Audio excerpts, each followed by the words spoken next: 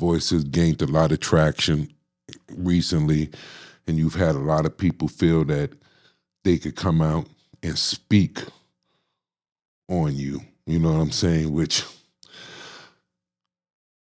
that's one of the most discouraging things that I find with this whole YouTube thing. That's why I try to stay away from it, you know, to a certain degree and deal with it with an arm out, because we dealt with disrespect. I come from a different world, you know what I'm saying? Like, you know, you say something about a dude, it's a really dangerous thing right there. Yeah. You know what I'm saying? You know, you say something about the wrong person, it's really dangerous. If you say something about me, it's gonna be dangerous. I can't. I'm sensitive. You know what I'm saying? You know what I'm saying? I'll be laying up in bed at night trying to, I'm trying to figure this out. For everybody. What the fucking nigga think? You know what I'm saying? Not for everybody. I ain't gonna come up on this YouTube. You know how many phone calls I got? I'm not gonna go do a live video combat with you. You know what I'm saying? No, I'm not. I'm gonna be laying in the bed calling everybody I know. Where this nigga live at? Where he work at? How do I get to this nigga in real life, real time? This ain't for you then. No, it's not. If you have those feelings, it's not. This is not for I you. get on my knees and I pray and I ask God, you know what I'm saying? Because I'm cut from something else. I say, God, you know, let me, you know, help me. You know what I'm saying? Because I don't want that. I don't, you know, want to hurt someone over this, you know? So it's just a different era, you know what I'm saying? So then I see these guys commenting on you. I know, I'm just wondering, like, damn, what the bro going through? You know what I'm saying? Nah, man, if this is about business, man, stand on business. You know what I'm saying? And I felt like you ain't standing on business the way you carrying it out, these guys. And it ain't for me. You know, if this is what you do, stay over there in your lane and I can have my lane. I don't have to mention you. You don't have to mention me. But when it comes to, like I said, you want to make money off of me, there's no rules. When it's simple, like I'm the guy you could call and be like, yo, you know what? I'm going to discuss this. Do you mind? At least the courtesy call. Yeah. Do you mind? You know what I'm saying? And I still think about how much money that a few of those people, how much money we could have got. Yeah. And it's sad that I got to go somewhere else. And it's like, hold on, you've been telling your story for 30 years, you've been telling it for 20 years, and now, you know, you just starting to stay popping. You know how many rappers been rapping until they get that one, till somebody else play it, and then it's nothing different. Same thing, yeah. So you displaying an act of thirst, unprofessionalism, and then I'm wrong. Then I could be wrong because I'm entering something, a world where dudes don't have no respect. They don't have no rules. They have no loyalty. So if I know what I'm getting into, it shouldn't even bother me when niggas be like, yeah, you this and that. It shouldn't even bother me. Because I know what I'm getting into. So how do I channel that to be like, yo, you know what? Let me change this style. Let me change the tone. Let me show you who I am really. Let me show some leadership school. Let me show you some role model shit. Let me show you. And if you don't pipe down like that, I'm okay with it. You know what I mean? I just try to give brothers a better understanding who I am and a better way to move when we can get money. If it's enough money for everybody, then what's wrong with you? Because you showing an act of selfishness. You know what I'm saying? Because if it's enough money for everybody and you don't want to share, you don't even want to share with the people that put you in there. That shows who you are. And people around you see it. And they still choose to be around you. And don't question you. Say, yo, you know, I seen this from the beginning and this happened. Like, what are the chances this is going to happen to me? This is what I said about the whole Roc-A-Fella. I said, well, damn, if Jay got rid of me, everything fell next. Nobody is safe. Nobody's distinct. Even the ones that knew we was die-hard fucking brothers, you watched him do that to me. You ain't think, you thought you thought Jazz, you thought you was safe? Source Money, you thought you was safe? All of them thought they were safe. That happened with a lot of people. Same thing. I know the same situation. You know good and well that you don't watch me with somebody with some years. Know that I would never let nothing happen to this person. That I'm just 100% in this person's corner and they back and they support. And you watch them screw me and get over on me, but you think that you know what I'm saying? You still rocking with them. You think that your situation is going to be different. No, it's just a matter of time. If it was hustling game, I think I'd be looking at trying to rock. I'm going to get this nigga sooner or later. Because I seen what he did to him. No, yeah. I'm going to get him. I ain't even going to lie. I'm going to get you. You know what I'm saying? No, yeah. Because I see you ain't got it in you, shit. You know what I mean? I seen how you did your whole, the one that was there. So I know I'm coming up. You'll do me any kind of way. One of the things that make me feel about this, because I know what it feels like to have a brother that you love and it's not reciprocated. You know what I'm saying? That's just, yeah, you know what I'm saying? That's a devastating feeling. Yeah, somewhere different. You know, like damn son, like I ain't see that. Yeah, that's what you know what I mean. And then it psychologically, you're like, damn, what? Then it looks crazy if you get so mad that it turns violent. You know what I'm saying? And I got a buddy that's violent. Like his temper off the chain. He ain't doing no interviews. He's always been my right-hand man. You get what I'm saying? And I noticed that they don't play with them. There's certain people that they don't play with. Yeah. You know what I'm saying? Because this is why. Because these guys, that's why I say, yo, I leave it in other people's hands. That situation with Gone is actually, that shit is in my past. We on?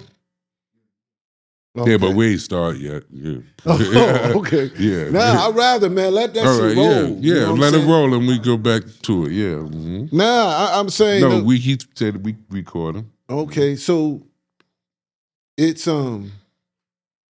funny that I mean I dubbed that shit because I came across somebody that showed me some utmost respect, right?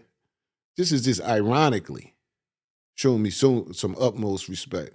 Next thing you know, I'm having that conversation with this person the next day and saying, you know, thanking him. I'm like, yo, bro, I appreciate you even acknowledging me like that. You know what I'm saying?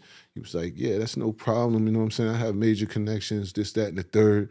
He told me a lot of connections. And when people tell me that, you know, I don't care I heard it all. You get what I'm saying? Like, I can get you on Phil Donahue. Nigga, he dead. You understand what I'm saying? Yeah, of course. He fucking dead. But I try to say, yo, man, I'm cool with you. You don't have to go holler at him because he might not be cool with me. And right then and there, it's a bad vibe. You know, you don't know what you can ruin like that. So I'm just cool with you. You tell me, yo, I'm cool with Sway. I can get you on Sirius, you know, this and that and the third. In the back of my head, nigga, I'm like, who is, like, I don't see it. Like I said, I heard it all. But I'm like, yo, bro, why would you even ruin that? I wouldn't want you to ruin your relationship with Sway. And they be swearing at these people. Nah, that's my man. He'll do that. He'll do that.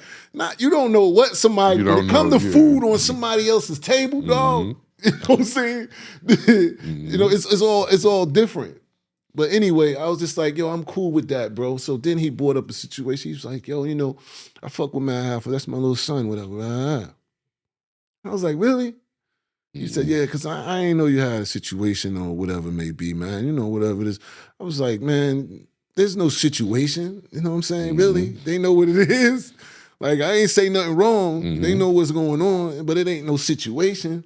And it's not even no situation to, I want to say, I deleted that shit off my page before me and him got off the phone. Real nigga shit. You know what I'm saying? Like, nah, I ain't, that's and I might not even know why I did that. You know what I'm saying? It comes, I come from an era where shit get done on a behalf on another. Another nigga will tell you, yo, bro, come on, I know he did this and shit. He don't know no better, man. On behalf of me, man, let that. Nigga be like, all right. You know what I'm saying? He may not know why I took it down, and he gonna continue to do the same bullshit, and it's not gonna be a guy like me. You get what I'm saying? Absolutely. That's just been my life. You know what I'm saying? Nigga run off 30,000, 2 bricks, nigga do this. I'm not chasing you. You know how much time it takes to chase someone around? You know what I'm saying? When I could be getting money. I've never did that. Then I hear years later, yo, you know what's thing got his head blown off. Of course that's gonna happen. You know what I'm saying? He did it to someone else. He gonna do it to somebody that's yeah. not gonna be as kind as me and shit. So I just let shit ride. But he probably don't see the picture, and they smart enough to know what I was talking about. So it ain't much, and I'm not gonna go back and forth with people that that they don't get it, and they think it's a game. Like I said, they think it's really a game until they're gonna do it to other people. They're gonna do it to a younger dude or somebody it's not gonna happen. So you really acknowledge, like, yo, bro, you could have you don't know how much money you could have made with me. Waiting on whatever, Jay or whoever who you waiting on. You really don't know. You could have made $5 million to a point, man, I really don't give a fuck with Jay. You know, I'm out. Yeah. You get what I'm saying? But the chance that you're not willing to take, because I don't get that part. Because of what? You really idolize. They think I'm obsessed. And this is the flip side of it, right? I'm trying to scratch my head like, it ain't me, bro. It was me, and I tell you that in my story. This is why I'm getting at Hassan about, yo, bro, you never even gave my shit a time to look, to see if you can relate, can see if this, you see my earth, you see my earth on there. So you know, all of this means stuff, right? And you see all of that, and you didn't even do no research, you didn't do that, and you just come up and tell me like, yo, you don't make your living telling about someone else. And I'm like, if you listen to my story, I'm not even thinking about, the last thing I want something to do is happen to them niggas. You understand what I'm saying? Like, I've been told y'all that. I never told y'all, yo, I mean, I told you when I hated them what happened. I told you when I was at my peak, when they first dubbed me and left me in prison when I was on a rage, you know what I'm saying? And that shit took me in a dark hole, man. So I know. So when I looked at Hassan shit again and shit, I'm looking at his shit. And I'm saying to myself, man, this shit is it's a show. It's a real, and he tell you this, like, he kind of like tell you this is a character and shit. It's a fucking show. I see how he put in music. Yo, it's like he in the back room. Like, so you know how the artist, if you study an artist, that nigga will pace back, you know, get in the zone. And I see how he got to get in the zone, and then he theatric and this and that. And I was like, I see through the pain, bro. You know what I'm saying? Not to make this about Hassan, but I seen through the pain of like, yo, bro, you know what? It ain't gonna get better until you learn to forgive this nigga for what he did to you. You can act all gangster, all you want to me. All of this that you willing to do and all that stuff you talk about.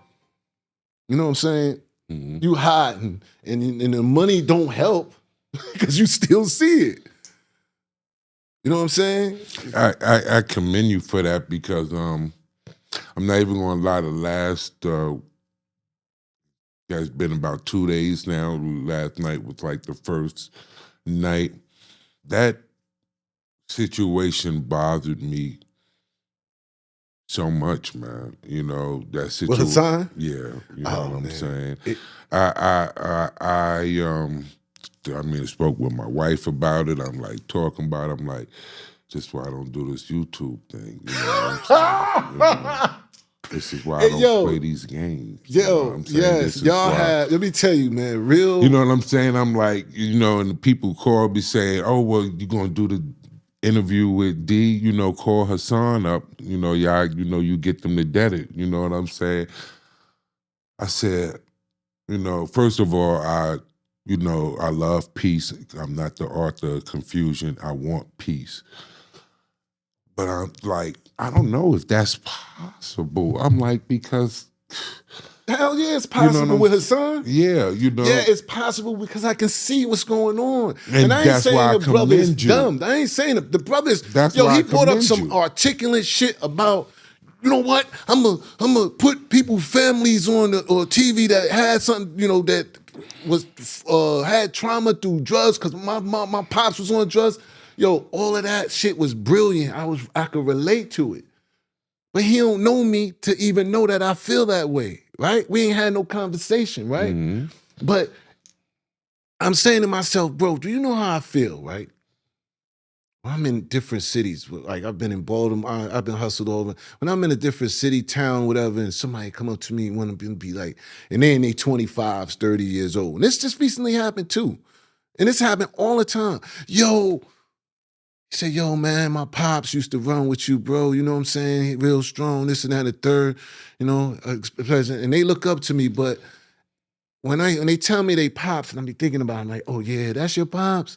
Damn, son done 6 years, you know what I'm saying, behind, you know, some of the thumbs that mean the work we done. He done 6 years, or he got this, or, you know, the shit that caused him to be away from his home and shit. It's trauma in the house. The shit Hassan hit hard because I already was thinking that this is why I fight. This is what I'm doing. It's the only thing I can do is try to fix it. But it hurts me when they say that, you know what I'm saying? And I know your moms was buying crack off me and shit, and you was a little girl and they was leaving you in the crib. I know the pain that it caused. But like I say, it ain't me. I take a blame, but it's bigger than me. What I try to tell people is that, unfortunately, you know what I'm saying, and I never speak about it, you know, but those that know, you know, that I'm from that, and not on a small level, you know, and I was in the street from 15 years old, you know, all throughout the South, Virginia, you know, North Carolina, Georgia, Jersey, Long Island, like terrorists. I was a victim. We were victims. You know what I'm saying? And I don't think people realize that. You know, I was a victim. You know what I'm saying? I was just as strung out. Yes. And addicted. Yes. As the people that was getting the services that I supplied. You know what I'm saying? I was addicted to the game. I was addicted to the street. I was addicted to the darkness. I was addicted to that. You know, I was a victim.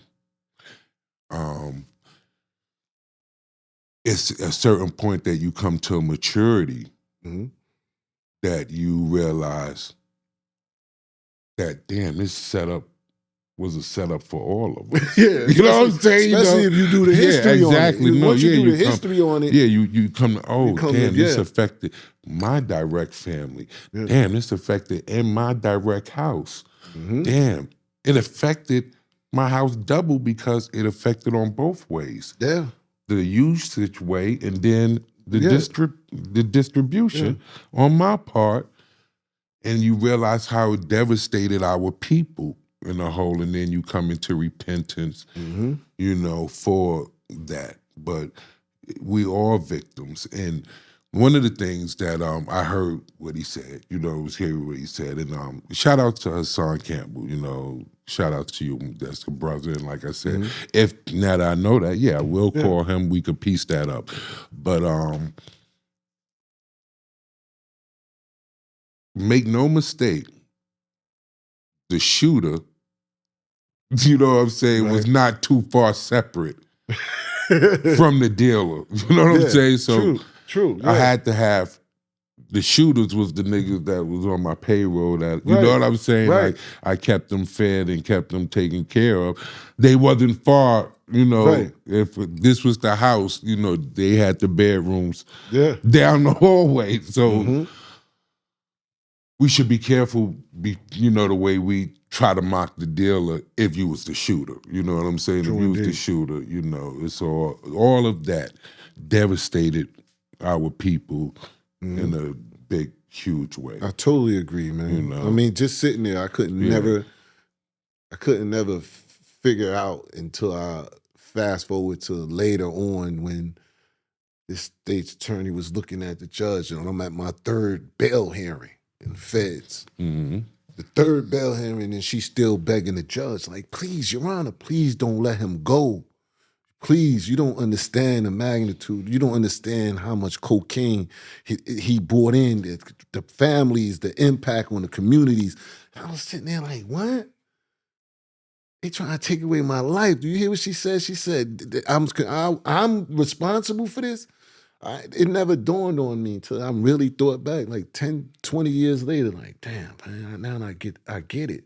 You get what they were saying. I get what she's saying. She wanted me off the street for the rest of my life. You know what I'm saying? Because of the damage I done. And then when you look at it, it's like, yeah, I did that. Yeah, they look at the effects of the overall damage that it caused. Yeah. So I got to take some blame, but not all the blame when I do the history on it. You get what I'm saying? So I'm glad that we, you know, when we sit down, we can relate to this. You know what I'm saying? I'm talking to somebody I can relate with. I'm talking to somebody that want to see a different change, that have the same thing, the same mind concept I have, that want to see peace. Absolutely. And this is what I was saying about, yo, why you always want to tear shit down? I don't have no track record of being disloyal. Most of you, everybody I got around, I bought money to. So how could you not see that in my resume and not just shop? Just get, like I said, I've been reaching out to these guys and doing this all this time, and it just came out to be like, y'all, come on, man. You wait till this, and this how you come at me is, you know, it didn't make sense. And like I said, man, that's part of their game, and that's not something I want to be going back and forth with them about. And you know what I'm saying? Like, I just want them to know who they dealing with, a much more mature person that's trying to just see us all win. And you don't need these dudes you waiting on. If them dudes didn't give a damn about a nigga that was going to put his life on the line for him, do you think they care about you?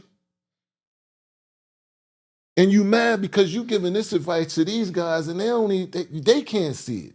It's hard for you to tell me that he been around a real nigga. And he ain't pick up nothing. What he picked up is what I want to be, that image, though. I was going to say that to you. I can't be that image and be with me. You understand? You said it on the red carpet. Many people said it on mine. They was like, nah, man, I'm sitting in my bunk in prison. And I'm laying on the top, and I had OG on the bottom, and he used to listen to me talk and ask me questions about my story. And he said, you know what, bro? So I'm going to tell you, man, if Jay wanted to be you, then what the fuck he need you with him for? He said, do you know people will identify who's what and everything just through the music and your character? There's no way he can have you around him. I started going, damn, son, but it just didn't make sense. That's how it goes. It's almost like story a goes with thing, everybody. You've been jealous? Hold up, man. You asked me to feed you. You said, yo, I pick them up. I do this. I'm feeding you out of love and loyalty. When the whole time it's something else going on in your mind, you trying to tell me? Like, yeah, wait. Tell me, watch. That's how I feel. Like, watch. Well, you know, jealousy is almost a natural feeling that guys that feel inferior to you, that could usually be your brother, and it's unfortunate because, you know, you hear that and you say, well, how could that be your brother? Cain and Abel.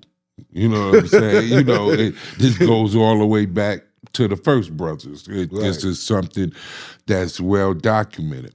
So jealousy is one point, and you could get But so far with your brother when it's jealousy, because sometimes that even motivates ambition to, I'm gonna try to do better than you, I'm gonna try to do better than you, I'm gonna try to do better than that, motivates. But when it becomes dangerous is when you get jealousy mixed with animosity. And that's what happens with our brothers sometimes. Sometimes we be with the brother and there's already jealousy there, but somewhere along the line he gained animosity. Now you dealing with a dangerous situation because he's holding something. You know, he got something against So him. it's almost like the whole time, like I said, man, somebody could be around you, you could do whatever, do whatever for them, look out for them, this, that, and but the minute something you do that they don't like, that they ain't agreeing with, that they easily to be like, man, I ain't fucking with him. Yeah, because it was already, it was already the jealousy. Now they have the excuse now. Yeah. When them animosity get there to turn it into some whole other, and forget about everything now. You know what I'm saying? Yeah, turn it into some whole other thing. But before we get too carried away, because I got so much here that I want to go through with you with, because this is going to be a great one. So we started, from the beginning. We're back. Thank you, everybody. We are here on a very special night tonight.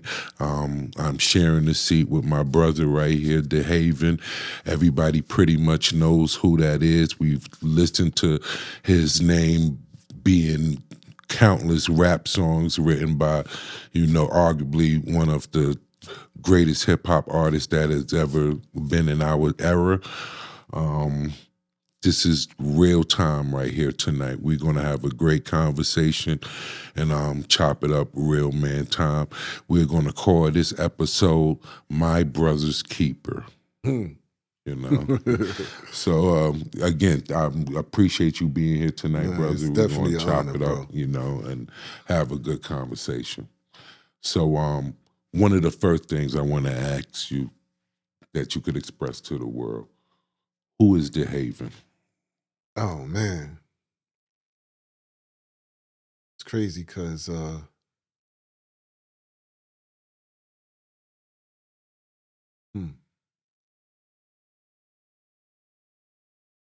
who's DeHaven?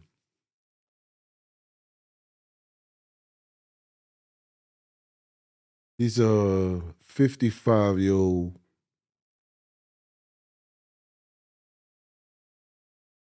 man, like, at this time, like, living in his purpose.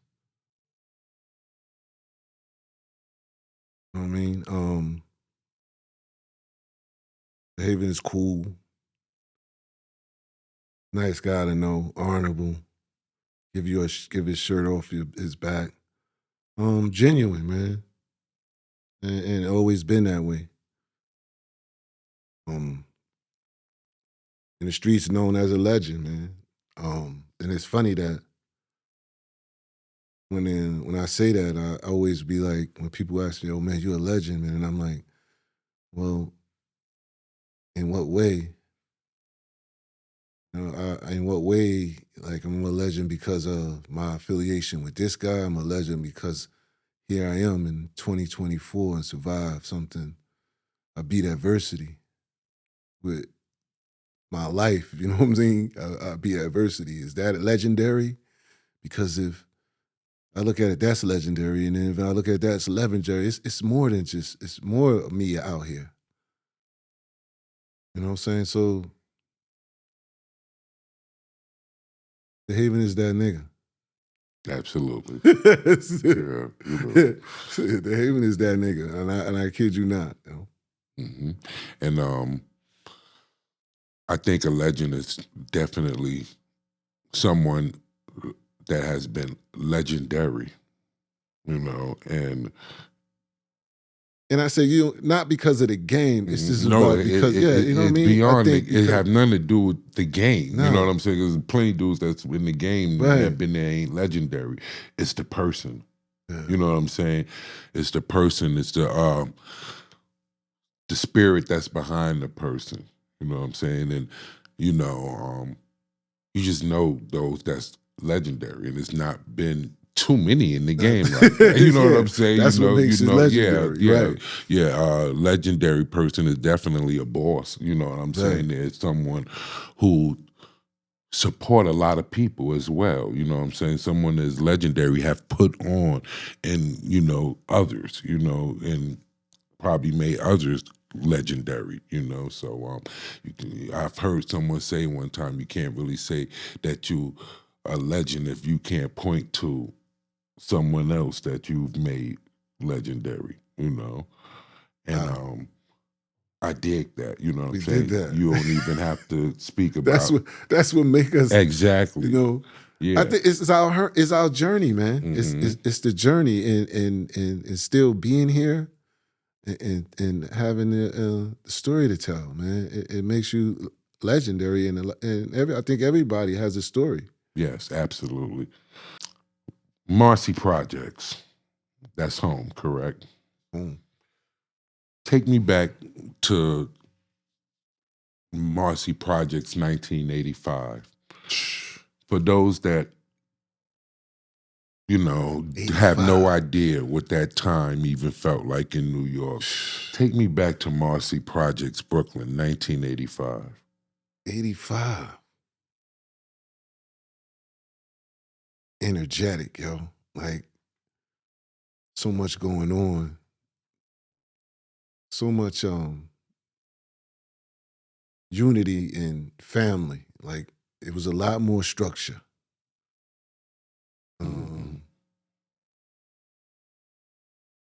Gangster. Like, gangster.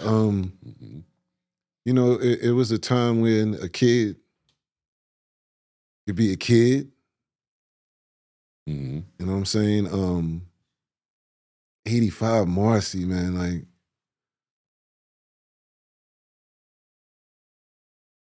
it was a lot of love. That's before that's right before the crack epidemic. Family is everything. You feel what I'm saying? Like, this is when your neighbors, you was at, your neighbor had a key to your crib. Like, it was 85 was epic. Like, those were the good eras. That's a good era. Yeah. I remember that era myself. I was a little kid in that era, but that was the era that made me look at your generation, my older brother's generation, and like, man, I can't get in the spots y'all going to. You know what I'm saying? I couldn't get into the rooftop, or you know what I'm saying? That's 5%. That's God. Yes. You understand? That's the guards. Yeah. And that's my brother trying to give me the lessons. Like, yo, you ain't got your one. Start with 1 to 5 first. Remember that. Then you do your 1 to 10. Then you do 1 to 20. You know what I'm saying? Like, I got my lessons in 1989. Yeah, see, 4 years later. Yeah. But you saying 85 when that shit was strong, bro. Yeah. Absolutely. They was taking that shit serious. Yeah, beating you up if you couldn't quote the lessons right. You know what I'm saying? And then we looking up. That's when you looking up to your brother and them. This is when that was a golden era, man. That was a golden era. And I can't tell you about money in the street. Like, you didn't really see poor people. Like, families, you couldn't tell if family was really poor. Because there was so much love and unity within a building and stuff. You feel what I'm saying? Yeah, everybody more community based. I'm trying to, like I said, I try to tell it in the story of like, yo, I live in a building that's 24 apartments. I got 24 family. I got 24 family members. You know what I'm saying? Yeah. It's 3 apartments, got 2 boys, there's 2 boys, we got alpha males, we got young pups. Like, this is your whole this is your whole family. Yeah. You know what I'm saying? So this is who you stuck with. You got pedophiles, drug dealers, all that's in your building too. You know what I'm saying? That you gotta watch out for, you know what I mean? But man, 85, man, I was just a kid, just steady hustling. I still was hustling. Yeah. 85, I might have been, 18, 17. Man, I was in these streets. You know what I mean? Hustling. As a child, when you was growing up in Brooklyn, was there any church? I ain't grow up in church at all. You know, even though my grandmoms raised me, but church wasn't a big thing in my family early on. I ain't hit church till I was in my grown man stage. I had a good childhood, man. I would never say that I had wanted for anything, struggled for anything. But grandma was church because she kept everything together. We wasn't I ain't bring religion into like I was I ain't call on God until I really needed him and I was growing in it, you know. Mm-hmm. While you're growing up in Brooklyn, what gave you the ambition to hustle? 85. Mm-hmm. 85 is what you seen at 85. You know what I'm saying? Like, nah, man, you seen people getting money. You seen a style. You seen a fashion. You seen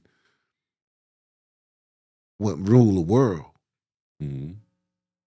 You know what I'm saying? You seen, and I seen it earlier than that. You know what I mean? Like just before we could become a part of it. Yeah. Because back then the older guys wasn't so subjectable to letting you know, see come everything. out. Yeah, exactly. Yeah, They see? send you upstairs, short. Right. You know, get out of here. And yeah, you're right. $5. Get out of here. And they ain't let you see, but they taught you they gave you the ideas of hustling. Mm-hmm. You know what I'm saying? Like, hey, man, you know, it's snowing outside, you in the crib and shit watching TV, and you say, yo, bro, why don't you go get yourself a shovel? You know what? I'm going to buy you a shovel. Yeah. Mm-hmm. You know what? I'm going to buy you a shovel. Like, mm-hmm. You know what I'm saying? And that you don't know what that shovel for until I'm going to show you. And I go ask, you know what I mean? He go tell his friends, yo, my son's going to sneak this shit. And then I'm like, oh, okay. Mm-hmm. Then he like, you see? Now go ask them. Now go ask these stores. And next you know, you're like, oh shit, the shovel game. All right, cool. Yeah. And one thing, you know, one idea goes to another and another. And you realize like, yo, you know what I mean? I'm a little hustling ass. Yeah, that's the most basic, best way to get money. You can't even, yo, on a snowy snow when they didn't expect it. Nah, bro. And you can't even put a shovel in nobody's hand now. No. Like I told my wife when I go to the store and these guys is out at the store, you know, begging, standing in front of the store and just begging. I said, if I lost everything right now, God forbid, you know what I'm saying? I said, you know, I would go out and get me a bucket if I had to, get me some water and get me some spray. You know what I'm saying? Start off at that same store. These guys are just standing there. When somebody pull up with the car, hey, you know what I'm saying? Got $10, I make those rims clean. By the time you come outside, you know what I'm saying? By the time you go in the store, buy your little stuff, I had those rims clean. You're going to create a hustle, exactly. Yo. By the time I told her about 3 weeks, I have established customers there that's coming there to look for me to, you know, shine their rims up. I'll be putting someone there and replace now the work and deal with that. And I'll be off to the next store. You know what I'm saying? Establishing the next store. You know what I'm saying? You know, and I said, before you know it, about a year or two, we'll be back on our feet. You know what I'm saying? I said, I refuse to, you know what I'm saying? I'm like, talking about entrepreneur from young age, bro. Mm-hmm. I had a connect in the grocery store, bro, packing bags. Mm-hmm. And it was 5 registers and shit. And I'm trying to handle all 5 of them. All 5 you know what I'm saying? Next you know, I established connections with cab drivers. Mm-hmm. I went and got my god brother and 2 other little dudes to work the other registers. And then the next thing you know, I wasn't even working there making money. Mm-hmm. I'm having a conversation with Jay and he's like, yo, you ain't going to a Big R? Nah, I'm doing the newspapers this week. So what about them? Nah, they got it.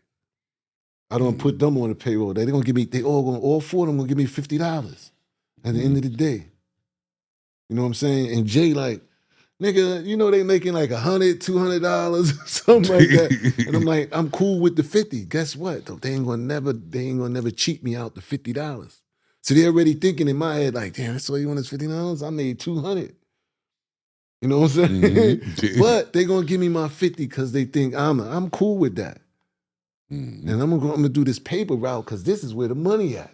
Right? That Sunday paper was vicious. Yeah, You mhm. understand? I remember the Sunday papers. Yo, the Sunday that was paper big in vicious. New York Yo, back then. that took me to thousands. Yeah. Like I got to thousands. Like as a young dude, I got to thousands of dollars just fucking with the newspaper. Yeah. I seen the nigga that drops the Daily News off. Seen him come cop some coke from my pops and shit. Mhm. It's like, damn, fuck with the coke. And I can get newspaper from him. One day that nigga came by. He was like, "Your pops not here?" I was like, "Nope." But I know where those. He was like, "Yeah." I was like, "Yo, what's up with them newspapers? I need to buy a few of them shits, man." Yo, son, he was like, "Oh, that ain't nothing." I told my step pops, I don't know what he hit him with, but homie used to dump off 200 papers every Sunday. And them shits was like $1.25 with all the, you remember those shits was that thick? Yeah, I remember. Yo, man, shit. Sunday paper was a big deal. They never, no car pull up at the light had $1.25. There's always gonna be $2. Used to sell them on the train. Used to, Yeah, you they know, come bring by them because door they to wanted the door to the coupons in it. apartments and everything. Man, it's almost like now, man. I ain't gonna lie. Like I tell a lot of people, man, like you only would be broke if you wanted to right now. That's because you want to be broke. Yeah, I agree. It's way more opportunity than it is. As long as you have health in your functions. Right. Yeah, It's so many opportunities now, man. Like, you know what I'm saying? And it's a shame that you don't know it. And I know why you don't know it, because you just know how to get around the different kind of crowd, bro. That's what's holding you back. Mm-hmm. Absolutely. You know what I'm saying? This is the old school when your mom be like, "I don't like you with them." Mm-hmm. You know what I'm saying? Yeah. Like, why you hang out with that bad crowd and shit? Because she knew this is the bad crowd that you be in that you ain't getting no knowledge from. It's nobody challenging you at all. Nobody to elevate you. Right. So I'm saying, so it's like, yo, man, you gotta encourage one another and shit. How old was you when you met Jay-Z? I was in 4th grade, so I might have been about 10. Yeah, about 10, 8, and yeah, about 10, 4th grade. Nah, 10. 4th grade, I know it was because I changed schools, and then he was at that school when I got there. I changed schools from Sumner. A lot of people don't know I was raised in Sumner Projects. Mm-hmm. I went to a whole different school and stuff. I went to school with niggas from Tompkins and Sumner and Bushwick and all over that way. By the time I hit Marcy, I was in 4th grade. Jay and them was in the 5th grade. They was ahead of me because they put me back because I changed schools. And that's when I met Jay going to school and shit. During the time when y'all was growing up, did he have church background, or was he similar to you? Similar to us, similar to me. Similar to you. Yeah. Does as far as you know, did it's because you know you growing up with your partner, did he have a belief in God?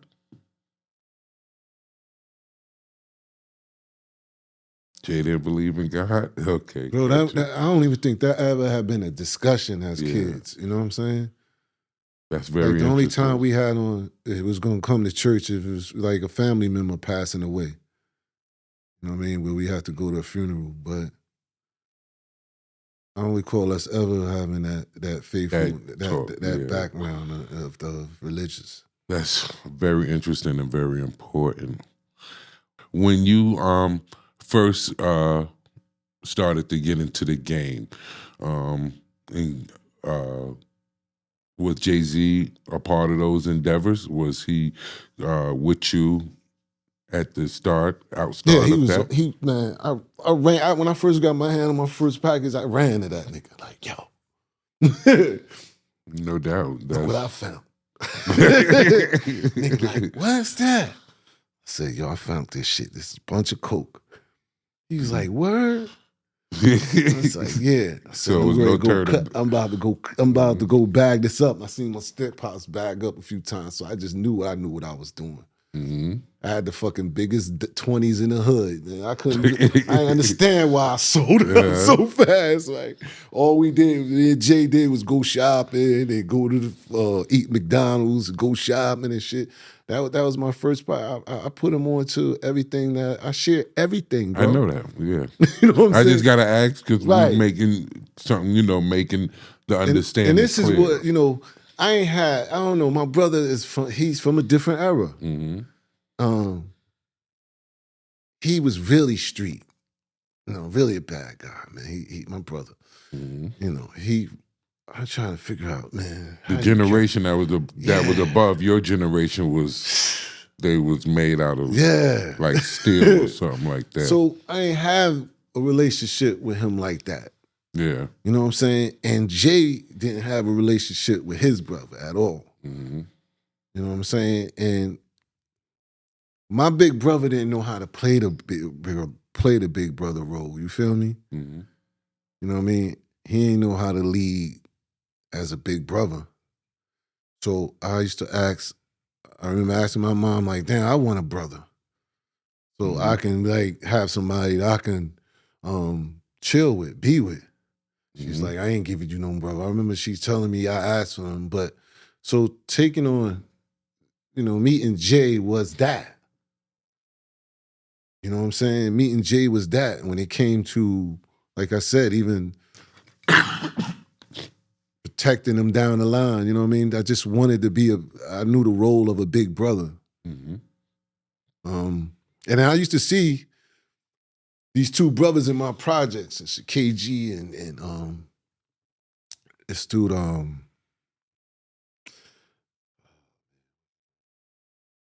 Spank. These two brothers and shit, they used to always get along and shit.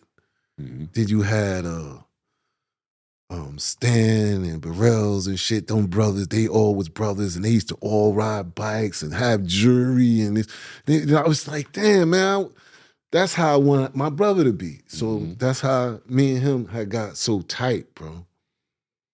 You know what I'm saying? And if he was more weaker, I was just more aggressive. Saying like same floor, same everything. Mother's best friends, sister's best friends. That was 85, 86, 87, all that was about. Watching my sisters and them all hang out with his sisters and all of that shit, like family. Yeah. Very close knit, like you said, each other talking in the windows. Right. You know what I'm saying? Oh yeah, talking to each other out the windows. Me and my dude used to, all night long, that's what we used to do, Yeah, but I ain't leaving, man. When I first got that package, boom, bro, this is ours. You know what I'm saying? This is ours. And when that was gone, when that package was over, like I said, I ain't know no better. I wasn't thinking about re-ing up. I found this, so where was you think I was going to get re-up from? So by the time I ran through that package, I want to say it probably was about 2 ounces. By the time I ran through that package, man, I was going to the store and shit, and I ran into one of my homeboys and shit named Conan and shit from my projects. Conan was like, yo, man, Jose want to holler at you. And Conan took me to Spanish Jose and shit. And Spanish Jose, like, his father owned the store across the street and watched us grow up since we was kids and shit. And he was like, yo, I'm hearing about you. I'm hearing about you in the street. Like, and he said, what you doing? I was like, well, this is what happened and it's over. He was like, you want to still, you want to do some work for me? Man, I ain't never looked back. Like when everybody in the projects was working for other niggas, right? They was coming back. They had the pack. They used to call it 60-40. You get a G-pack. Right? You know what I mean? Some niggas was getting 60-30. 70-30. You know what I'm saying? 70-30. Yeah, 70-30. Yeah. You know what I'm saying? 60-40, that was kind of, love there. Yeah. Jose used to sell from the door. He used to be like, just bring me back half of the money. Just bring me back half of the money. And he's like, what? Yeah. Just bring me back half of the money. I'm like, word? But that life, man, you know what I'm saying, it just, you know how in Paid in Full, Mitch was like, yo, I feel like I'm built for this shit. And when he say that and the energy in his, and I'm like, damn, I was in that same zone. Yeah, I know. Because looking back from where that escalated, it was like I was meant for this shit. You know what I'm saying? Because I never, ever looked back. And then, you know, things got so out of hand with the drugs that my mom like, nah, you got to go. I'm going to ship you down to Trenton. You know what I'm saying? And stay with your aunt because you in these streets too hard. And that shit just escalated. Because what Jose was giving me, the dimes that I had in New York, I went down to Trenton. Shit was like $30. Yeah, of course. Yeah. So I was like, oh nah, that shit just stepped my whole game up. Yeah.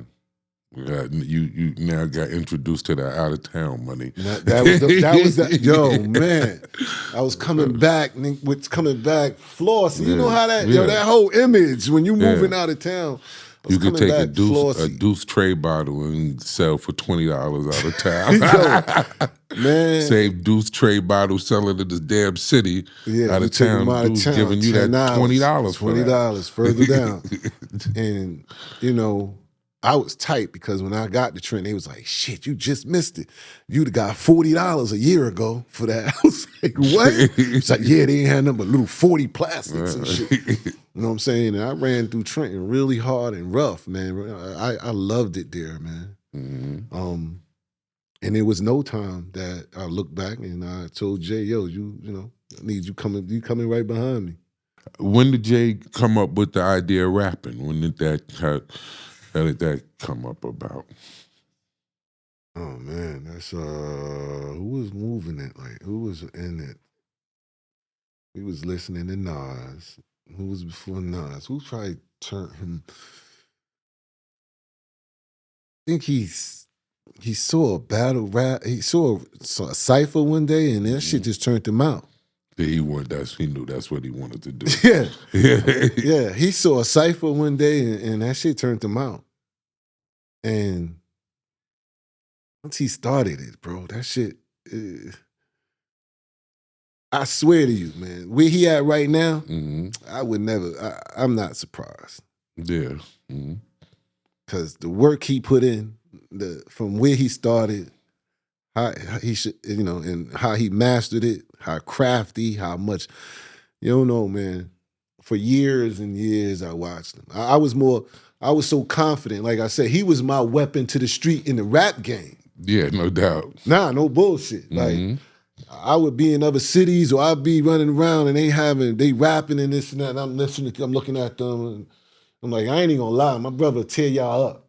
Like, this shit sound whack what y'all got going on, but don't make me go get him. He's like, go get him then. All right, now he gonna set y'all ass on fire, yo. And that's what he did, man. That's what he did. Like he had that work for their ass, but you know, that was just the art of it. You know what I'm saying? It wasn't no money attached to it, but that was just the art of it.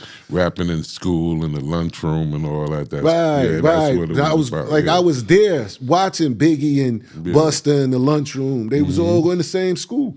Oh, okay. You know what I'm saying? They was all going to the same school. I used to go up there to check on Jay, go in the lunchroom, because my man used to be terrorizing that school and shit. I used to go up there and check on Jay and shit.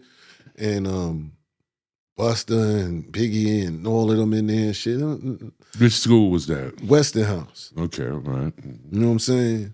No noise. Like they, you know that table in the back where the live table up here. Like you know them dudes nah, bro. Them niggas was rapping though.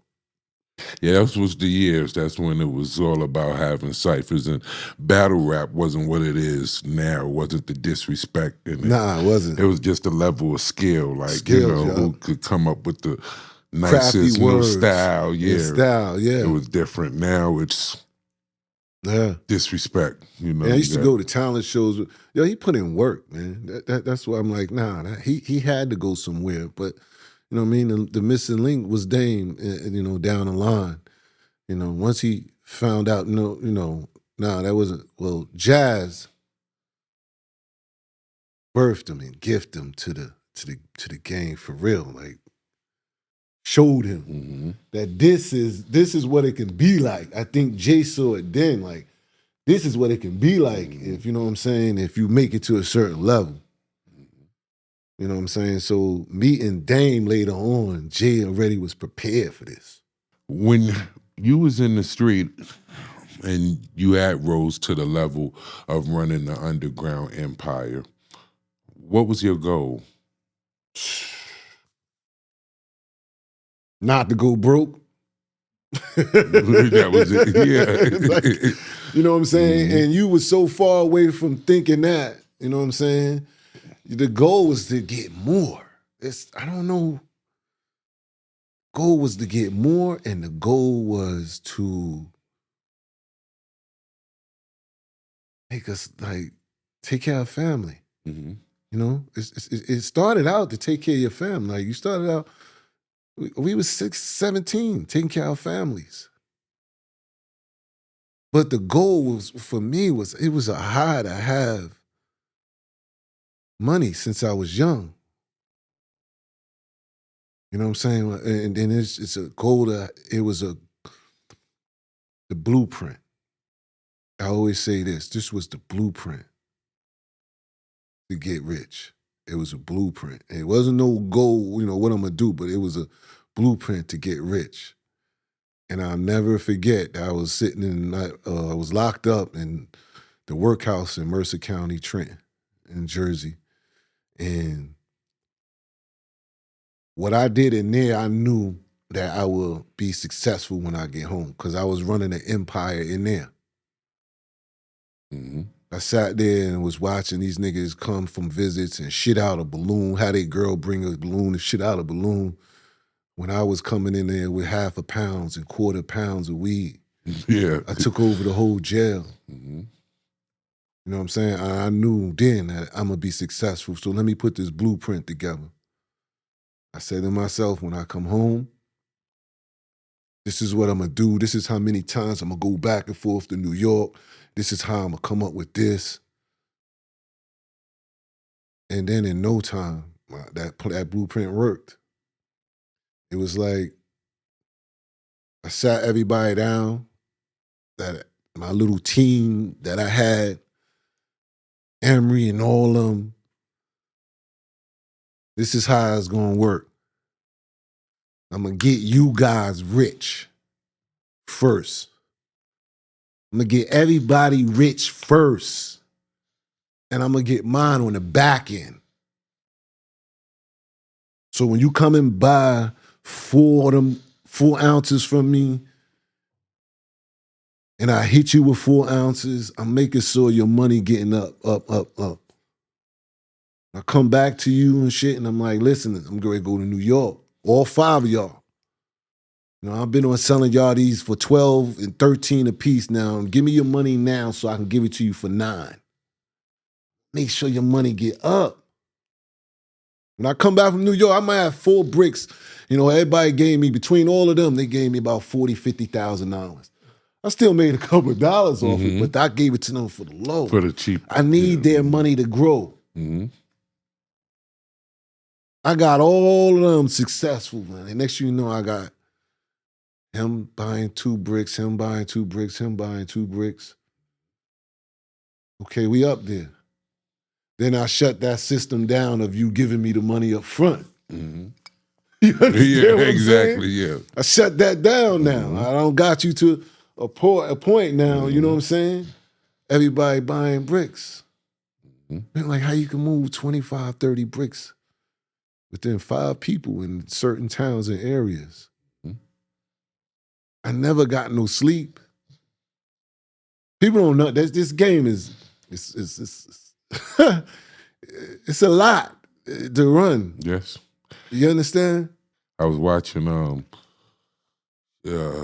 Shannon Sharp, and he was had an interview, and you know, somebody said something to him about hustling, you know, and he was like, "Well, that's easy," and I'm like, a perfect example of a dude right there that don't know no nothing. better, man. You know what I'm saying? Level, you know, it's that levels don't know to this nothing shit. about this, you know, nothing about nothing, you know, but that's, you know, his life. What is the definition? You hear people throw this all around. What's the definition of a real official street dude? Official street dude? Yeah, what's the just definition? Loyal to whatever he doing in the street. You understand? Whether he a stick-up man, drug dealer, whatever you good in the street, you're official with it, and you stand by it, you stand on it. Shit go wrong, you still standing on it. That's official. You know what I'm saying? Owning up to whatever whatever you do out here. Soon dude be like, nah, he official, man. Yeah, you fuck with him, he official. Telling you, he gonna go the whole 9. So it's almost like being accountable. Yeah. How did Jay meet Jazzo? Jazzo from the other side of the projects and shit. You know, Jazzo, I think he heard Jazzo on some music, or Jazzo came and battled. Somebody bought Jazzo, or somebody brought Jazzo around, or Jay, whatever. I know when they linked, that shit was like epic. Mm-hmm. I remember sitting in the crib and shit in Trenton, and Jay said, "Yo, I'm leaving for London next week."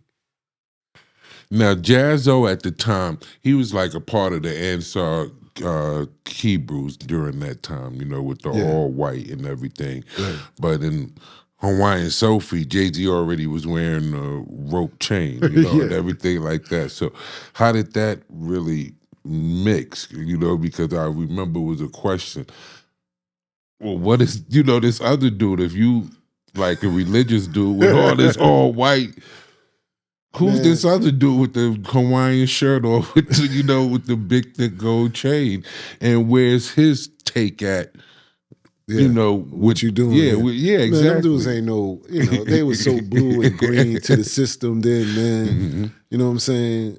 I believe you could have got Jazzo. They didn't know what they was doing that much, but you know, Jazzo had a lot of idea. Yeah. He had a deal. He was smart enough to have a deal and know that much, but I couldn't. I just wanted to make sure that they look good in it.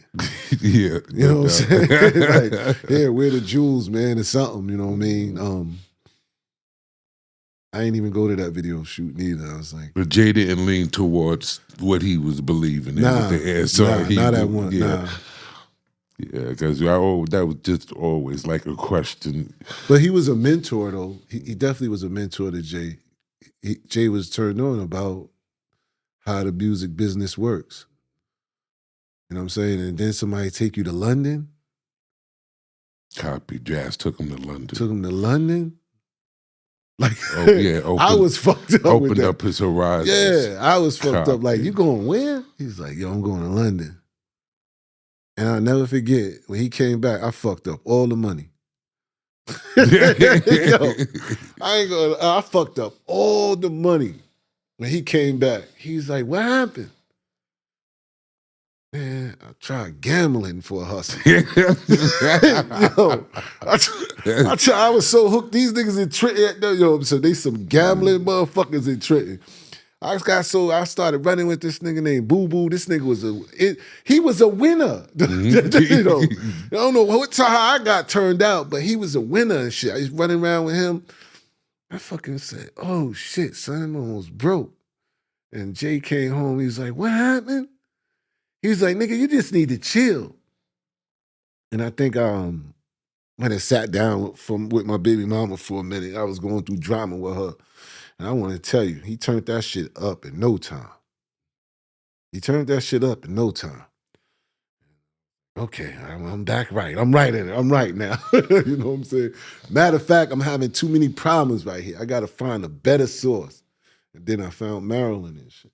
How did Dame Dash come in the picture? At what point did he step in the picture? Dame came in, what, 9-4, 9-5, 9-4?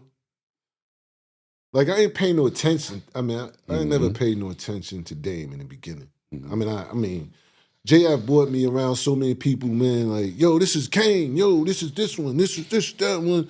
You know what I'm saying? Like, that shit wasn't enthused because there wasn't no money in it for me. I remember sitting in Kane's house, like, why am I sitting here watching this nigga getting his hair braided? Yeah. You know what I'm saying? They didn't have it yet. You know what I'm saying? Like, nah, bro, I ain't doing that. But when he introduced me to Dame, he was just like, yo, bro, this is Dame Dash. He know a lot of connections and this and that and the third. And I'm like, I was always for anybody that's for Jay, I'm with you. You know what I'm saying? And he was like, cool. And when he met Dame, it started like getting more believable, entertaining. Like Dame should put him in the like. He had some. He knew the business. You know how they met? Nah, I don't. Because keep in mind, while I'm running the street, running around, Jay would be in the city. You know what I'm saying? Meeting people. When our downtime is, Jay, like, I'm going to New York, go to studio, fuck with such and such. I'm not there. You know what I'm saying? He would come back with new connections, new this. Yo, I'm going to the studio. When we get to the city, we depart. Got you. You know what I'm saying? Yo, I'm going to the studio. I'm going to hang with my boys and shit. You know, let me know you need your support. You know, a nigga like, yo, I need you to come to parties, this and that, and this and that. Yeah, I'm there. But shit started being better when Dame came in. It started being realer. Convincing more. Like, yo, I got a show here. I got a college tour here. Jay-Z makes references a lot about Virginia, Newport News in particular. I hear you make a lot of references about Maryland. Was you a part of the endeavors in Virginia? Nah. So Virginia was more of his own solo. Yeah, that was his. So that was his chance. That was his thing to, you know, from what he learned. That was his blueprint. He was using the same blueprint, but he ended up going to VA a little further down, and Newport News in particular. When did it all start going wrong? It started going wrong when he started acting funny with his Virginia territory. Like, I noticed he didn't want me to travel down that way with him and his clique. He had a little, you know, team. He had a team, yeah. Yeah. Which I was like, you know, it's... You know where they was at in Newport News? I never been on that. I never been over there, nah. Like I said, he used to act funny about that, but I didn't care because I had so much going on. And I was kind of proud that he had his own lick anyway. What year was that about? This might have been 93, 94, 95, 94. Who is Emery? Oh, man, Emery Jones. Emery from Cambridge, Maryland. Groove City and shit. Emery was one, like, before Jay and the rest of my team came down to Maryland, Emery was like one of the first guys I met in the town. So he's from Maryland? Yeah, he's from Maryland. He's from Cambridge, small, where we was at. So he hooked up with Jay through you? Yeah. So me and Emery clicked up first. You know what I'm saying? He was thorough young nigga. Used to be in high school when I met him. I just took a liking into him and shit. I liked the way he handled himself. He had a nice respect about him in the town. You know, all his little niggas respected him. And shit, I took him in like a little brother. You know, next thing you know, like I probably pretty much told him or took Emery to New York or Jay came down and, you know, yo, this is fam. And they just wound up rocking with each other. They always had a relationship. They liked each other. Something yeah, they always had that. After that, I mean, Jay and them used to be mad in the beginning. Because it was just, you know, my team was Jay, Panama, my uncle, and me. They used to kind of be mad. Jay and them used to be kind of mad because it's the way I treat Emery. But because Emory had all the plugs and shit for that town, like, you know what I mean? So Emory would be doing a lot of work for me and for itself. Like, that's what really made me take a good look at Emory, like, yo, this nigga got potential. And trusty. You know, you can trust him. Like, I used to have 100 grand easy at Emory House. And he'd be like, yo, he'd be in school. I'd be like, yo, I need my money so I can go to New York. And he'd be like, yo, my mom will let you in. Just go to the crib, you know what I'm saying? Open up the safe and get your bread. And I kindly, while he in school, kindly go to his crib and see his mom. His mom was cool with me. Go upstairs, open up the safe. I'll take my 100 and it's damn near look like another 100 in there. It's like, this motherfucker got, he doing his thing down here. And so, you know, I took that kind of liking into him because he knew how to get money and shit, and he was real young. And stayed in school. Like I said, these niggas was high school dudes. So, next you know, I got Emory in New York, and, you know, he beating my family and shit, like, you know, let him know, you know, and it took off from there. All right. So when you caught the case, the federal case, that has something to do with Emory, right? Right. And he ended my up co-defendant. Yeah, he's your co-defendant. He ended up getting found guilty, but where's Jay at in this? How come he's not indicted? Mm-hmm. Yeah, you know, you gotta understand this. After I hear the story, and when they picked me up, I had been gone from Maryland for at least 3 years. I haven't even been back in Maryland. I was in North Carolina. Mm-hmm. So it was nothing but Emory and Jay and them. You feel me? It was nothing but them. So they came and got you that been far removed. I was far removed, but my name was still ringing. Yeah, buzzing, yeah. But, you know what I'm saying, was still buzzing. So it's almost like, it was like, nah, we can't leave him out. We got to throw him under the bus because he's the root of the cause or whatever. My name still was out there. But I was never, had anything to do with what they had going on. But don't the feds usually just would have wrapped everybody in a conspiracy in a situation like that? I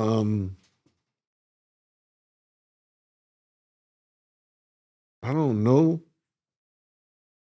Because they did me so wild. My case is a little bit more awkward. But they had who they had.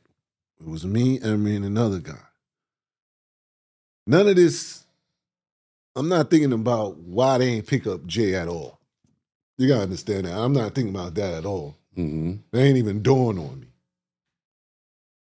But I know I wasn't doing nothing with these guys. Whatever was going on back in Cambridge, I had no idea of. But I do know the relationship with Emory and Jay the whole time.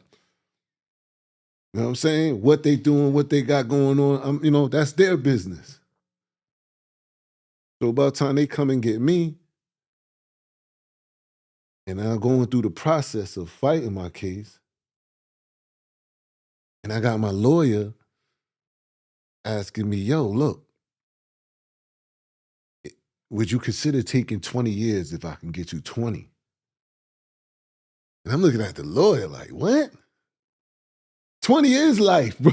He said, yo, you facing life. You know what I mean? If I can get you 20, I'm like, nigga, 20 is life. Yeah. And what year was that? 9-8. You had been already removed 3 to 4 years. 9-5, I packed my shit and went to North Carolina. 9-5, I like sat there and I looked at what was going on down there, right? And I just caught a bad feeling. And then my shorty at the time was like, you know what I'm saying? Like, she talked me like, one night I was just sitting there counting some bread up and shit, and she walked in the room and was like, yo, it's all your money? I might have had 200,000 now. Mm-hmm. And I'm like, yeah. She was amazed by it, but I got up, I go in the vacuum cleaner, pop that open. Altogether, I think I had about 420, 440 altogether. She's like, yo, why? What's the ending goal? We got the hair bank popping in Salisbury, which was a unisex barbershop. We got cars, we got condos, we got Delaware, Philly, all these places. What's the deal? And I was like, you know what? Fucking right. Because I already seen some shit down in Cambridge that I wasn't like, you know how it just had a gut feeling. And then this conversation with her after this, I packed up all my shit and went down south. And this was 95. 3 years later, they came and got me. So, but my indictment papers says I was under investigation from 89 to 98.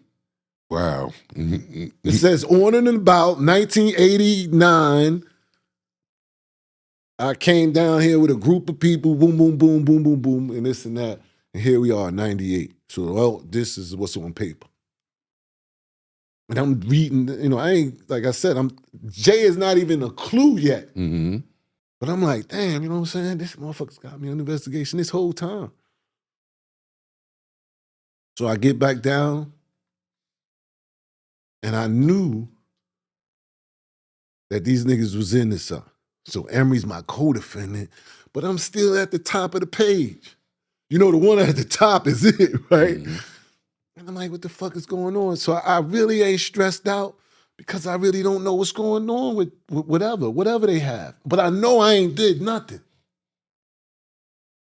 Well, you know what I'm saying? And I'm like, tell my lawyer. Once the lawyer said that, I said, nah, we gonna fight, man.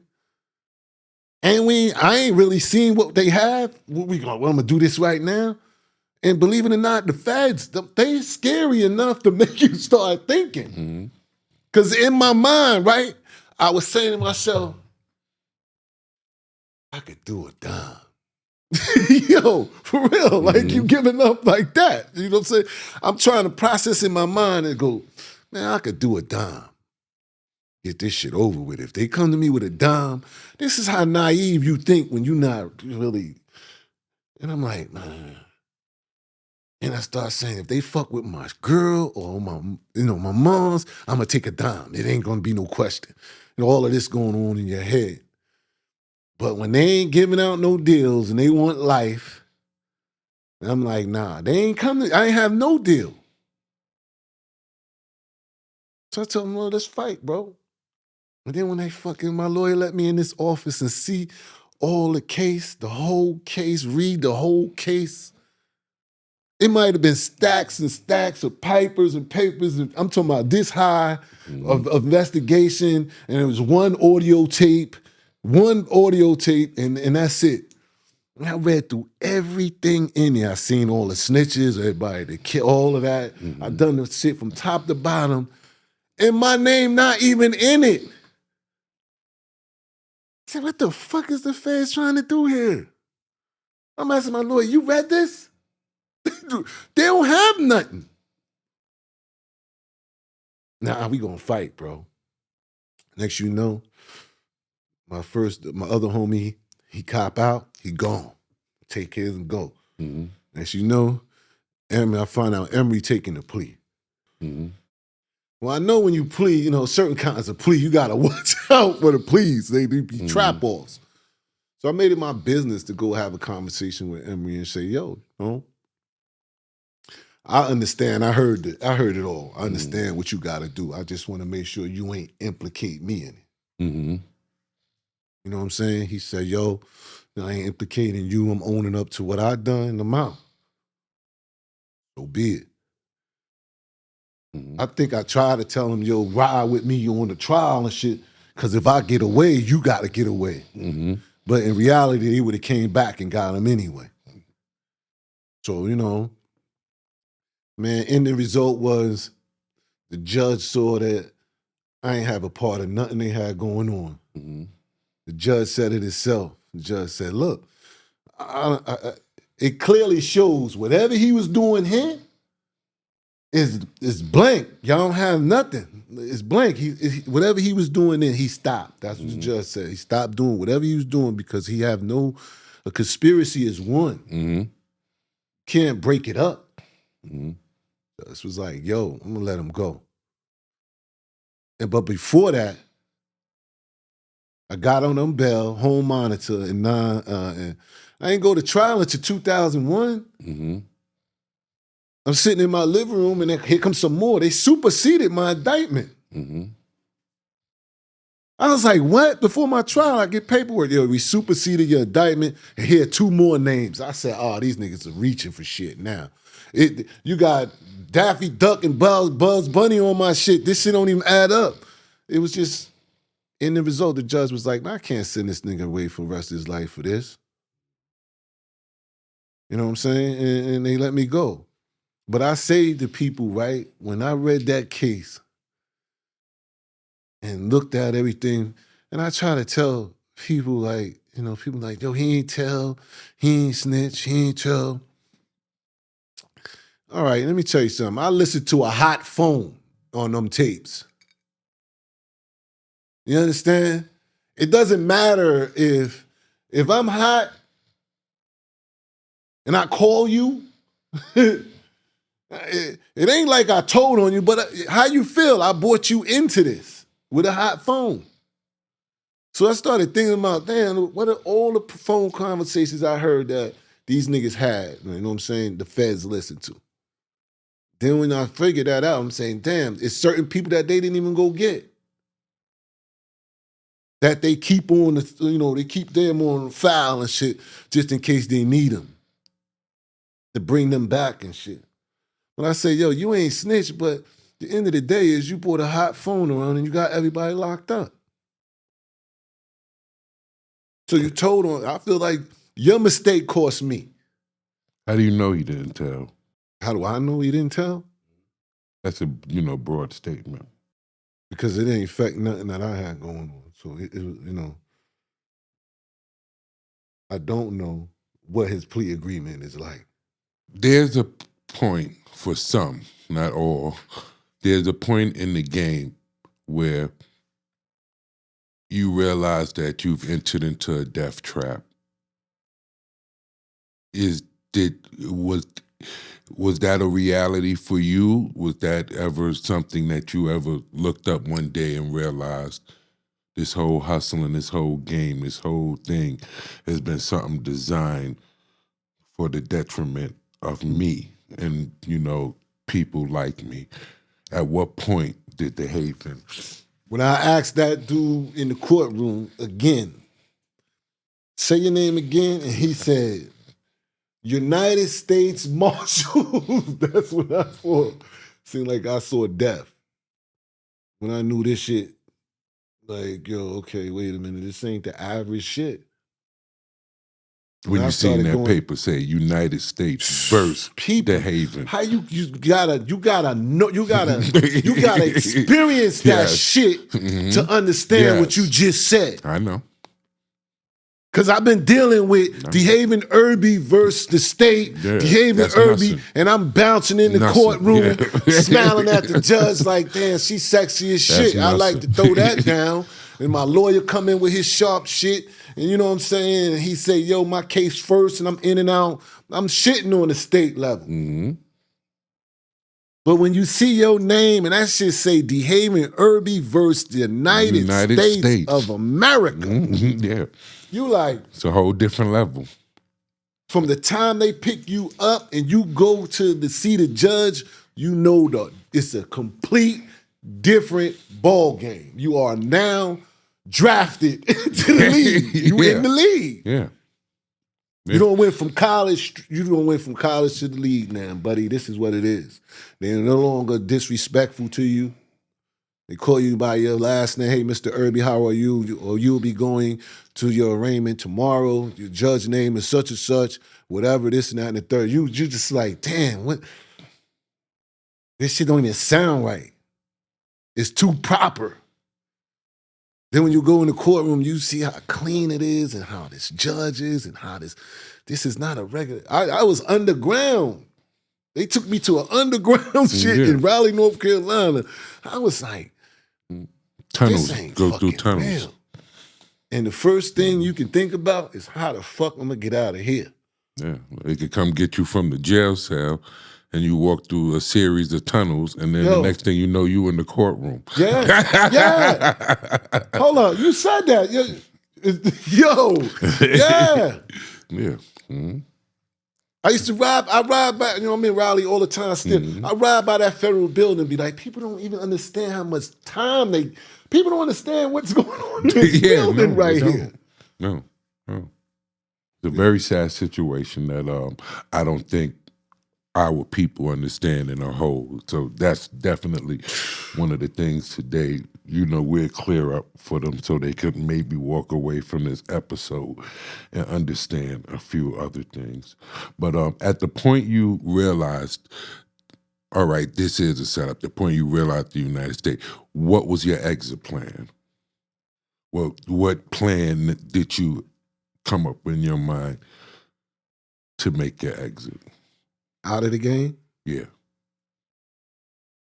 I told, I prayed, yo. I told God, yo, bro, I get out of this one. Yeah, this is definitely the exit. I'll never look back again.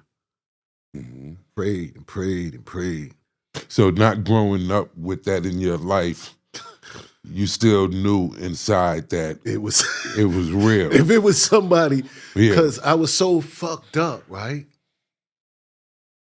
In that cell, right? And being turned down the first bail hearing. And then reaching out to Jay, and trying to send my people after him and depending on him. Till that shit hit me like a ton of bricks. Like, nah, nigga, you praying on the wrong person.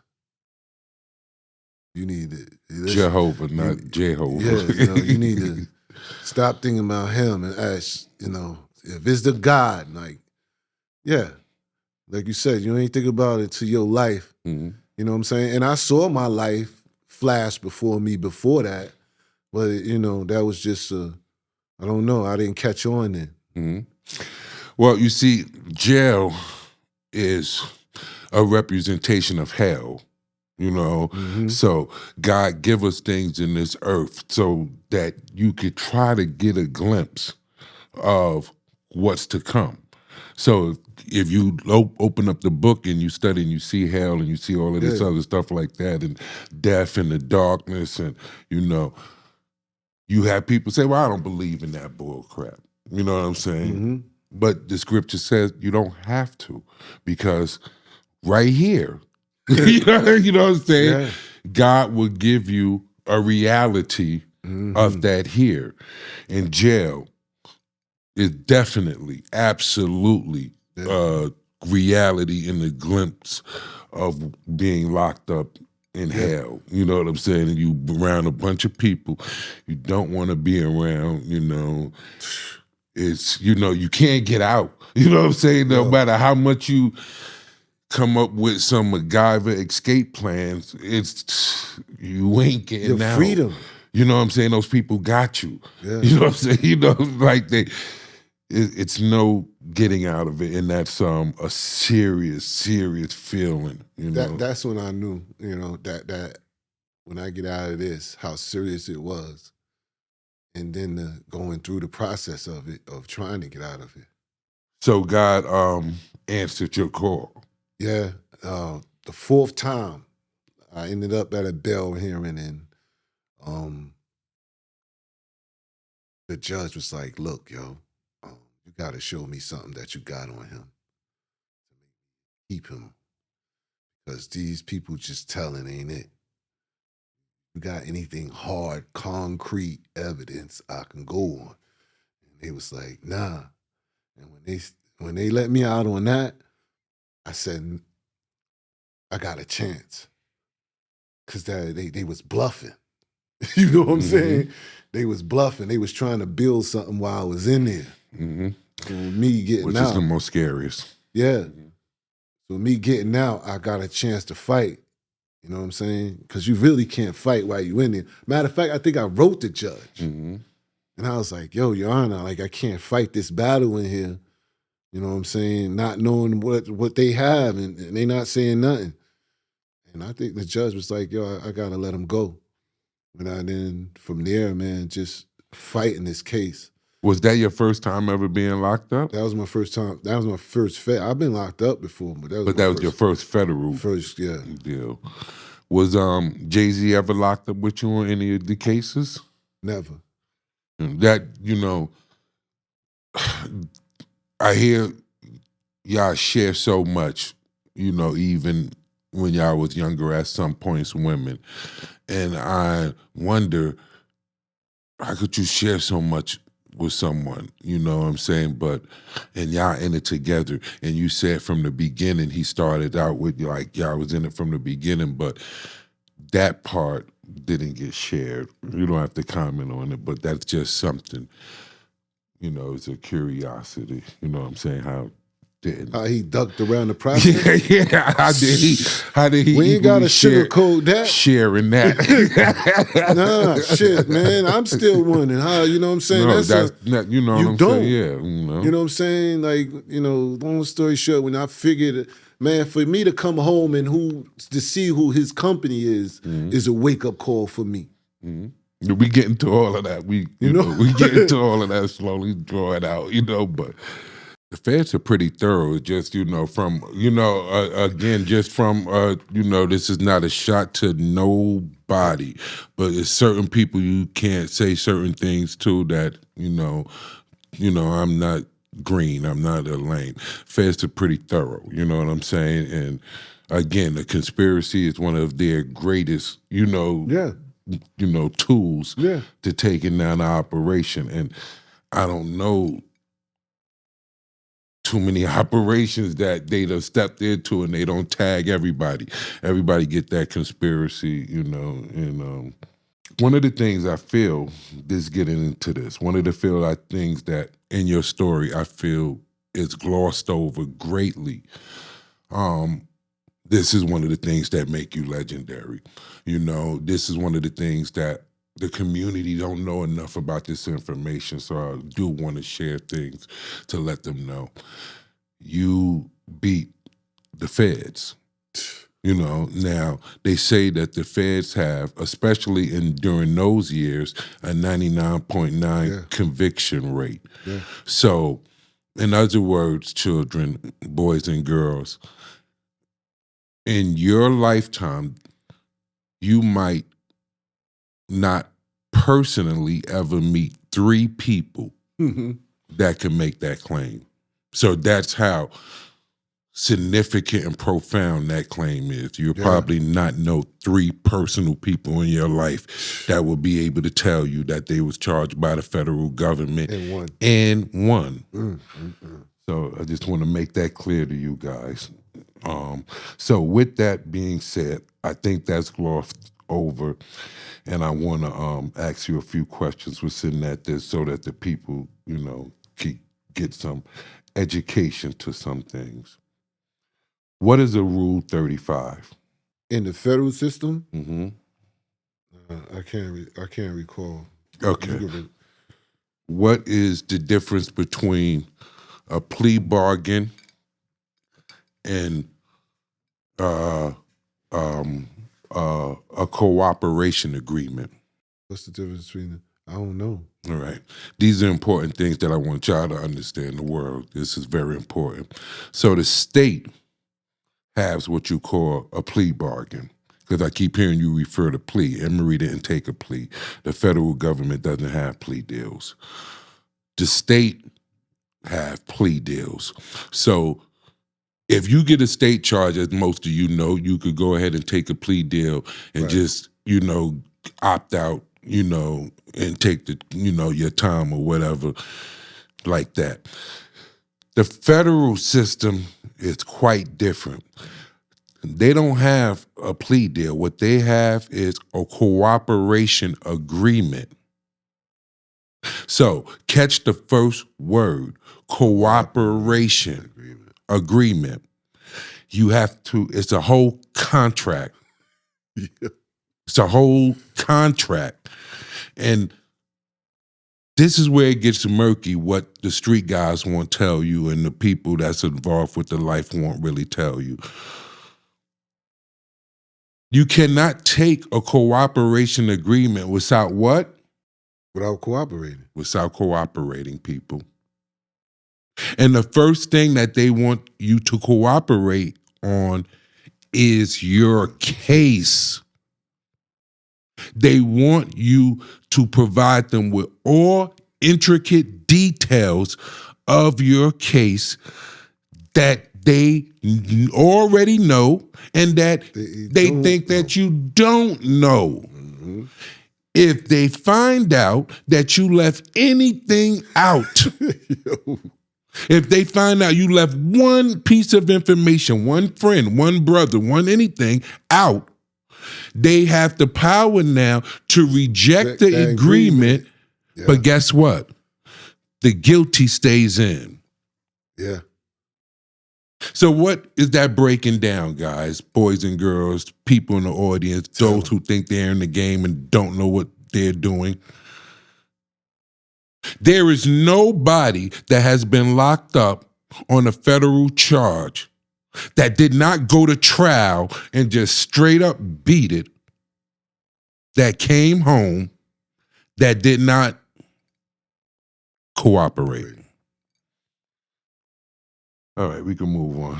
Boys and girls, you figure that out, but that's very important information. What's the difference between a confidential informant and a snitch? Well, it's no different. It is a different?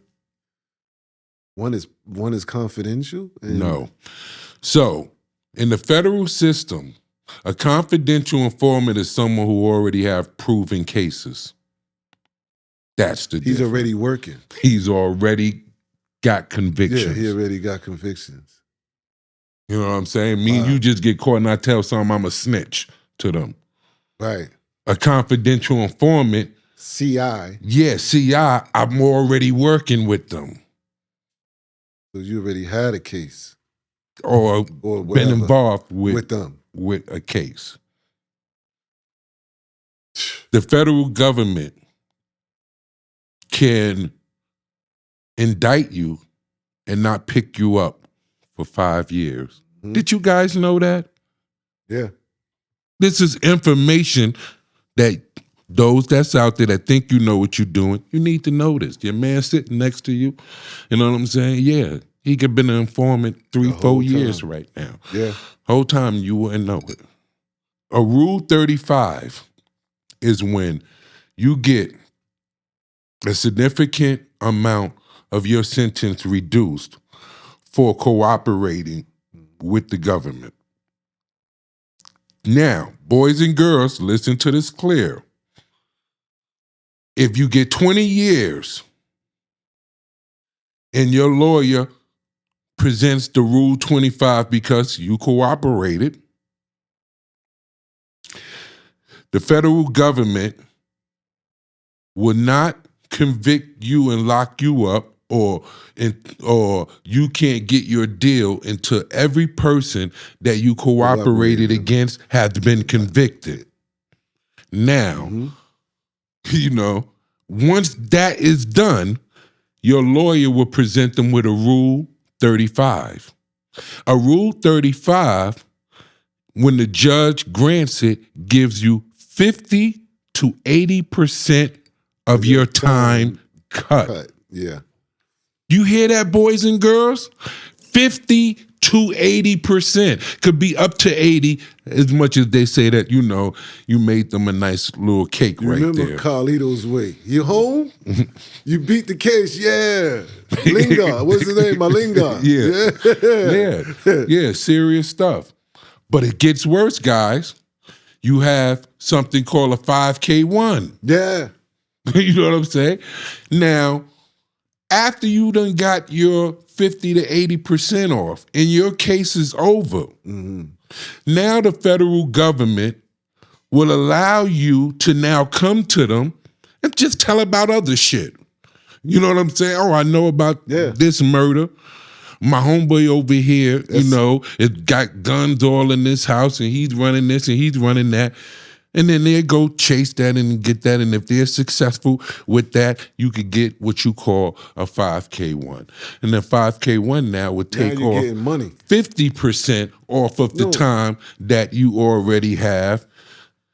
So someone could basically get 20 years in the federal government, and what I'm basically breaking down, if they work and they cooperate, they'll be home in 4 years. So what you guys have to think about out there, now you got to look at your homeboy. You got to look at that dude that's next to you and see if that is, you know what I'm saying? Yeah, exactly. When they get thrown in that same situation. You know what, Bigga, not to cut you off, you know how I sum it up? I say, yo, you think your homeboy get risk his mom getting locked up? Yeah. You think your homeboy would risk his mother going to jail if they could have you locked up? I've seen it. I've seen them say that. Like, we going to get your mother if you don't go tell on this dude.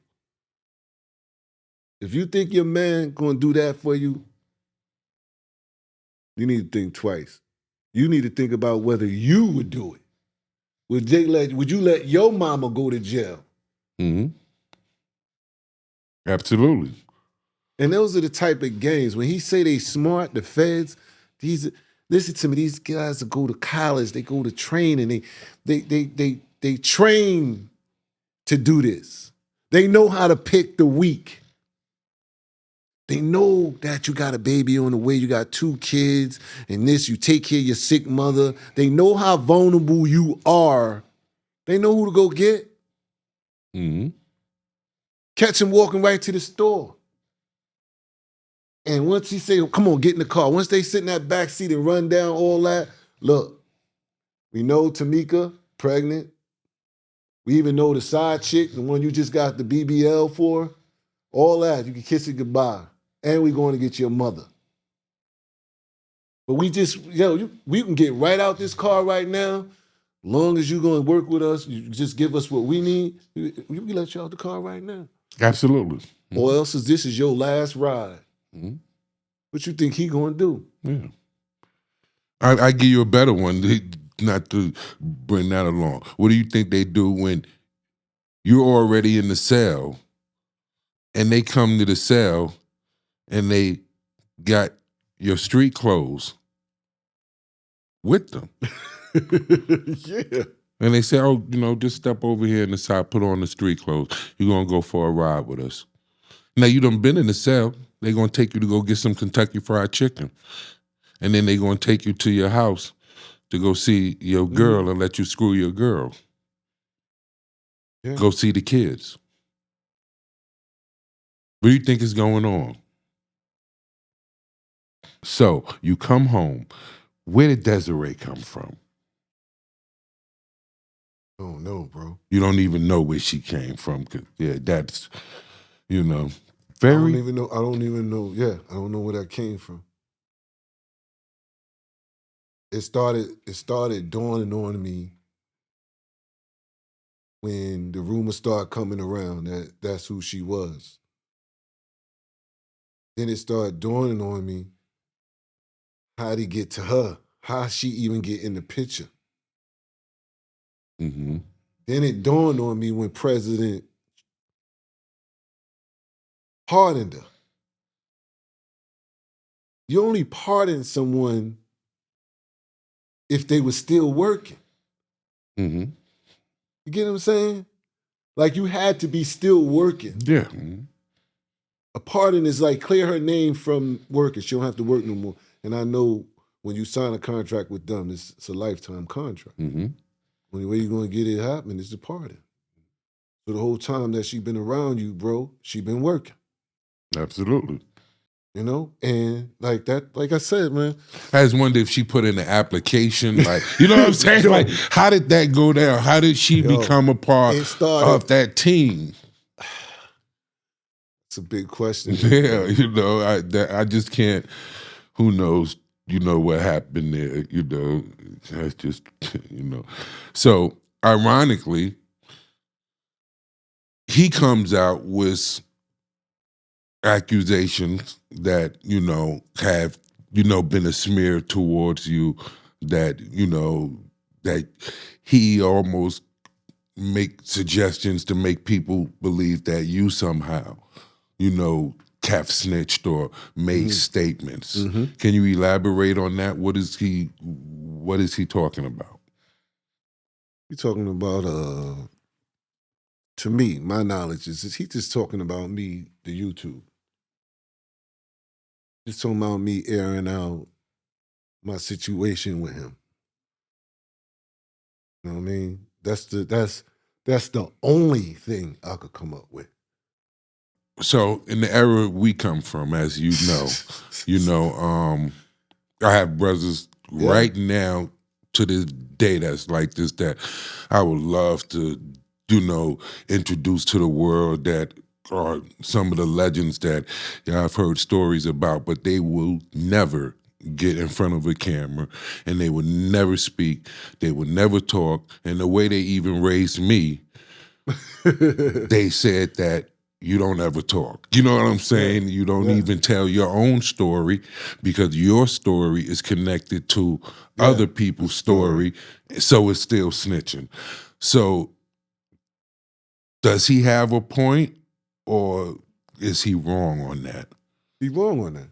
If you want to say that, then we go right to the reasonable doubt and say, yo, DeHaven introduced me to the game. That was the point. No, that was the point. I'm glad I'm glad I just was going to get to that, because they're considering that, but then when someone write rhymes and tell of their criminal life in rhymes, wouldn't that technically fall under the same rule? You know, all of that, that's the same thing. You are putting people names in it that you don't know if family want their family to know that they was involved in that. For those that's going over everyone's head, what we're speaking about is just a silence thing that comes from, back in the 90s and 80s, that,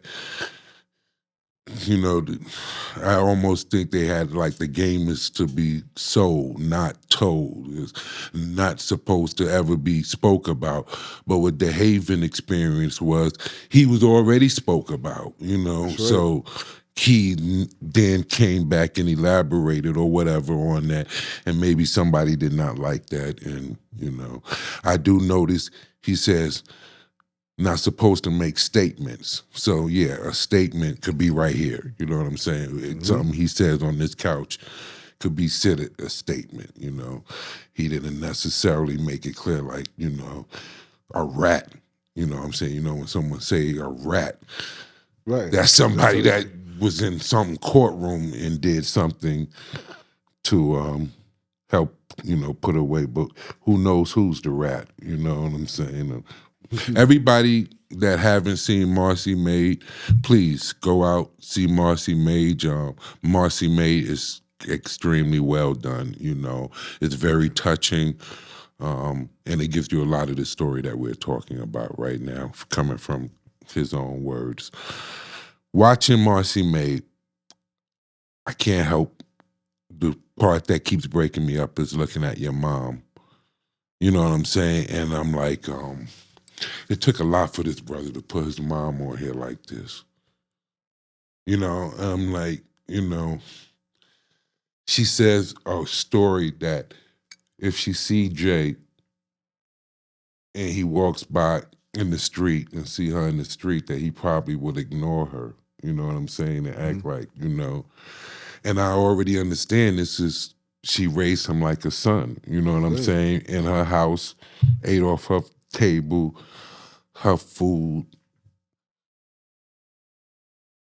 How does that affect you? And is that right there the motivation of all of this? She is the motivation of all this. Because if it was that's what I felt when I looked at it. If it was just me, some nigga shit, just me and him, we ain't group, it was just me, I think it would have been much easier for me to take this. But when I'm like, nah, my mom's treated him like a son. Mm-hmm. Like in his darkest time, I'm calling my mom, like, yo, mom, Jay got locked up. Man, you gotta come get him.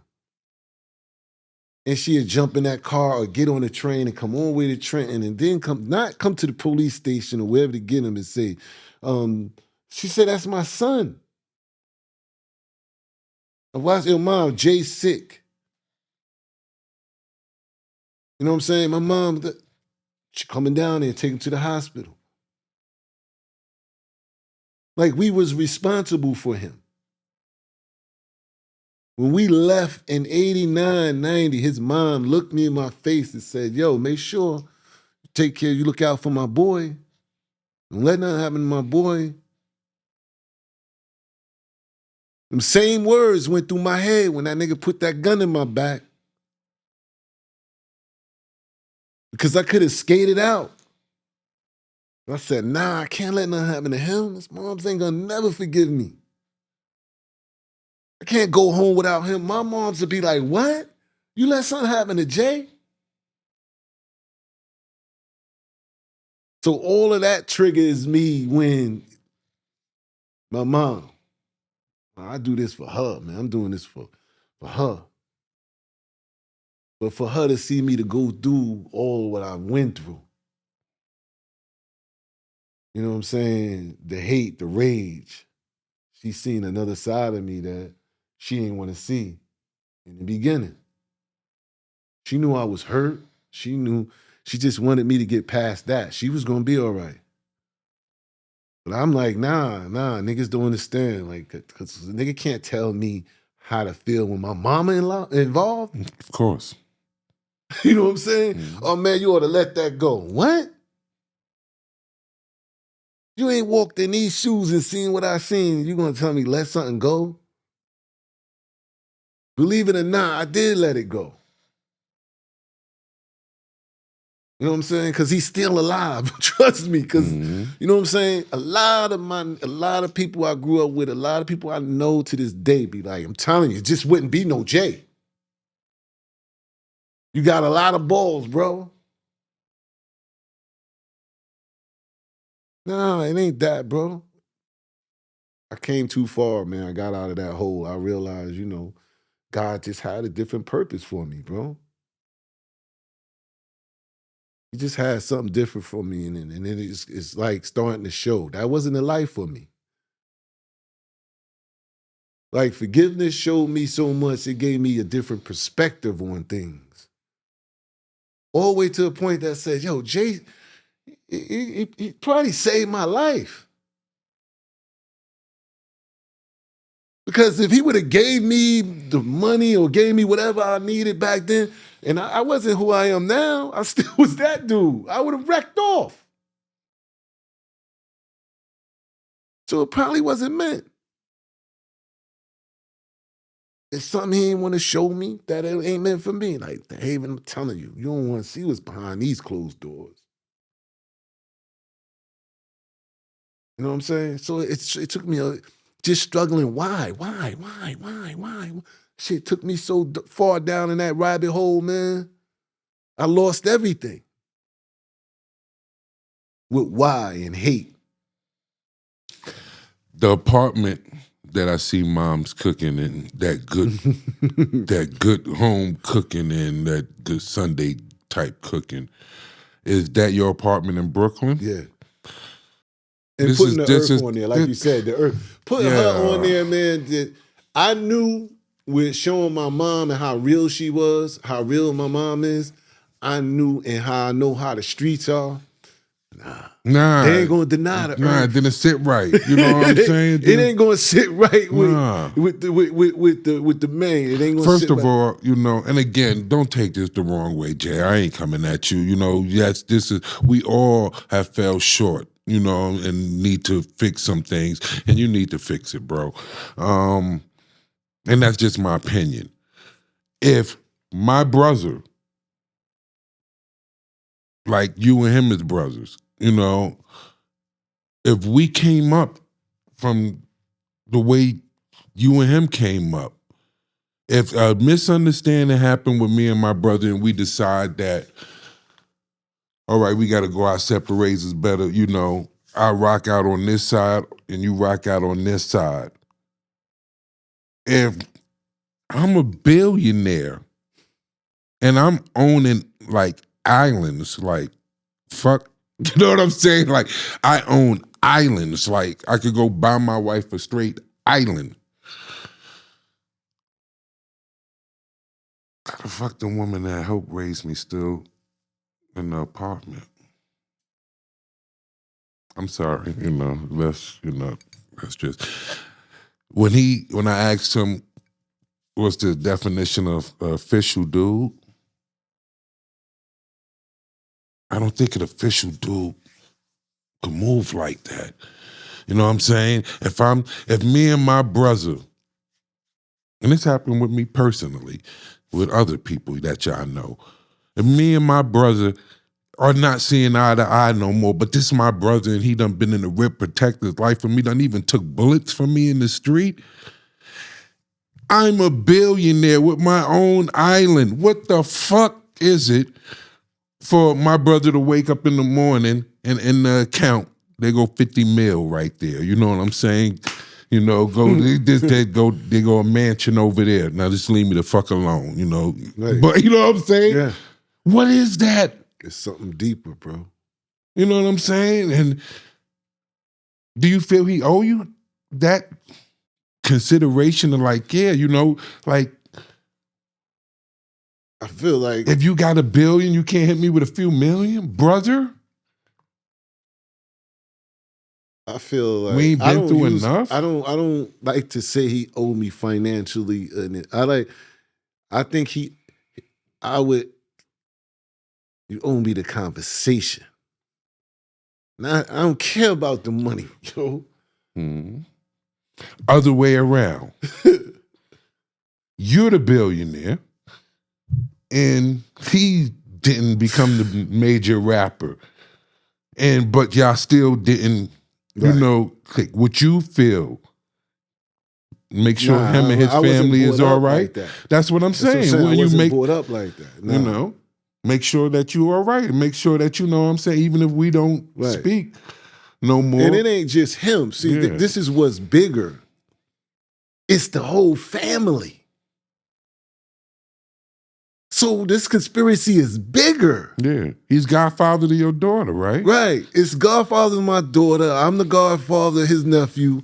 Our mothers was friends. Best friends, right. Yeah. Mm-hmm. Our sisters, like, it's bigger. So your whole family just did the same thing. The whole family. I've never seen nothing like that before. And I sat there and I watched the situation with him and Nas, and I watched how his mom stepped in. I was like, how? How? But then it stepped in for your situation. How? Yeah. What was said? Where was this conversation took place where they said, I don't care what you do, nothing to do with the Irby family. Where did this take place? Now, one family member came to me and said, look, this is what's been said. This ain't coming from me. This is not who I am. You know who I am. Nobody. Behind closed doors, nothing. You know what a disgusting reality that I realized, bro? And this is something disgusting. And I would never personally make this mistake again. I've matured in ways where I know that to look out for this. If you rocking with somebody, right? And somebody gets something, and you really truly rocking with them, and they don't know, and they never been a real boss. They never been the person that have to be responsible for families and everybody to get it, know how to, like I don't eat till all my employees eat. I don't take $1 till I make sure every man is paid, type thing. When someone starts to think, what do I owe this nigga? And they can't figure it out. You know what I'm saying? The first thing they start to think is, get rid of this nigga. You know what I'm saying? Yeah. And I don't know why, but niggas, you got some niggas with, you know what I'm saying? Like, oh, this nigga gonna try to say that he helped make me. You know what I'm saying? This nigga gonna try to say we was together from 9 years old. This nigga gonna try to say that he helped support me with my rap career. This nigga gonna try, well, he gonna want half of what? His family gonna want this, his mom his sister gonna want this, whatever. You know what I'm saying? Get rid of this nigga. You know what I'm saying? Yeah, you're worried. Yeah, exactly. Yeah, you know what I'm saying? Yeah. These new niggas that come along, you know what I'm saying? They know they position with me. You know what I'm saying? Right. Like, they know, I say jump, you jump, I say spin, you spin, well, shake your ass, you shake your ass. You know what I'm saying? But this dude here, you know what I'm saying? Yeah. This is my man, this is my brother, this is my thing, he really was with me before all of this. You know what I'm saying? I can't even really show off the way I want in front of him. You know what I'm saying? Get rid of this nigga. You know what I'm saying? It seemed like that's what they wanted to happen to me. Yeah. It seemed like that's a reality in a lot of people's situation. You know what I'm saying? It's hard to keep the big bro around that's going to keep you in check. You know what I'm saying? Everybody not built for that. You know what I'm saying? Everybody one that can not laugh at your exactly. No, you ain't funny, nigga. And you acting like a clown right now. You stupid right now. You know what I'm saying? Sometimes they don't want that one around. They want the one. Yeah, man. Music sounds great. Everything you do is great. You're just magnificent. So when I see that, I just know that my mom, everything I asked you earlier, what was your goal? My goal was, the first time I saw Long Island, I was out there hustling. Somebody took me out there hustling, started taking over the towns out there. I had to walk to the train station that night, to the Long Island Railroad. So when you have to walk through the Long Island Railroad, you have to walk through the white people area. And you walk through the white people area, they was rich. I mean, they was rich. Yeah. The first $300,000 car I ever saw in my life wasn't a rapper or anything like that. The white people had that in their yard like it was nothing. $300,000 car. Their maids was driving the BMWs and the Benzes. You know what I'm saying? So I got to walk through Long Island and see these beautiful, I mean, just magnificent houses that I can't imagine. I got to walk right past them to get back to the Long Island Railroad. And then I get back to Harlem. I'll be like, this shit is some bullshit. See, I'm in the goddamn ghetto. My mom is starving. Damn, I got to save mom. You know what I'm saying? I got to get mom out the ghetto. It's all on me. You know what I'm saying? It's funny that you say that, man. Like, my whole thing is just, I know it sounds like a little boy or something, but my thing is just to make my mom proud before she leaves. Yeah. That's it. And to me, getting her that house. You know what I'm saying? I always want to be like Goldie and, in the Mac. And, you know what I'm saying? Take mom, pull up on mom, take her to the house, say, there go the keys, that's yours over there. Just making her proud, man. You know what I'm saying? That's yours over there. You gonna be good, I got this. Yeah. So to have a partner that, we helped and, it worked out, empathy. That's all I gotta say. A lot of empathy, there with that. I understand how that must feel. One of the things I want to touch on before we wrap up, because I had heard this and I thought about this. I done been in this situation so many times in life, and I was like, I think people not really catching when he tell that story either. So they ask you, people always keep asking you, it gotta be a reason, it gotta be a reason, it gotta be a reason. And then you said, okay, all right. there was a scenario where one of your homeboys that you was locked up and, you know, basically this guy was stealing your work or stealing your customers and stealing everything, and one of your homeboys, right? You know, All right, it was like this. I got locked up. I got locked up on some kind of parole violation. I ain't had nothing but about 3, 4 months, 5 months left. But meanwhile, I left the whole operation pipeline open. And this is really where there ain't no loyalty in the game.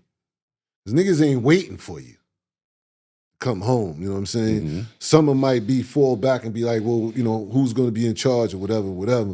But anyway, when I'm locked up, just chilling and shit, and I ain't find out till I came home. So I do the 3, 4 months, and I come home, and I go to one of my right hands man. This was one of my right hand man that I fuck with in the streets.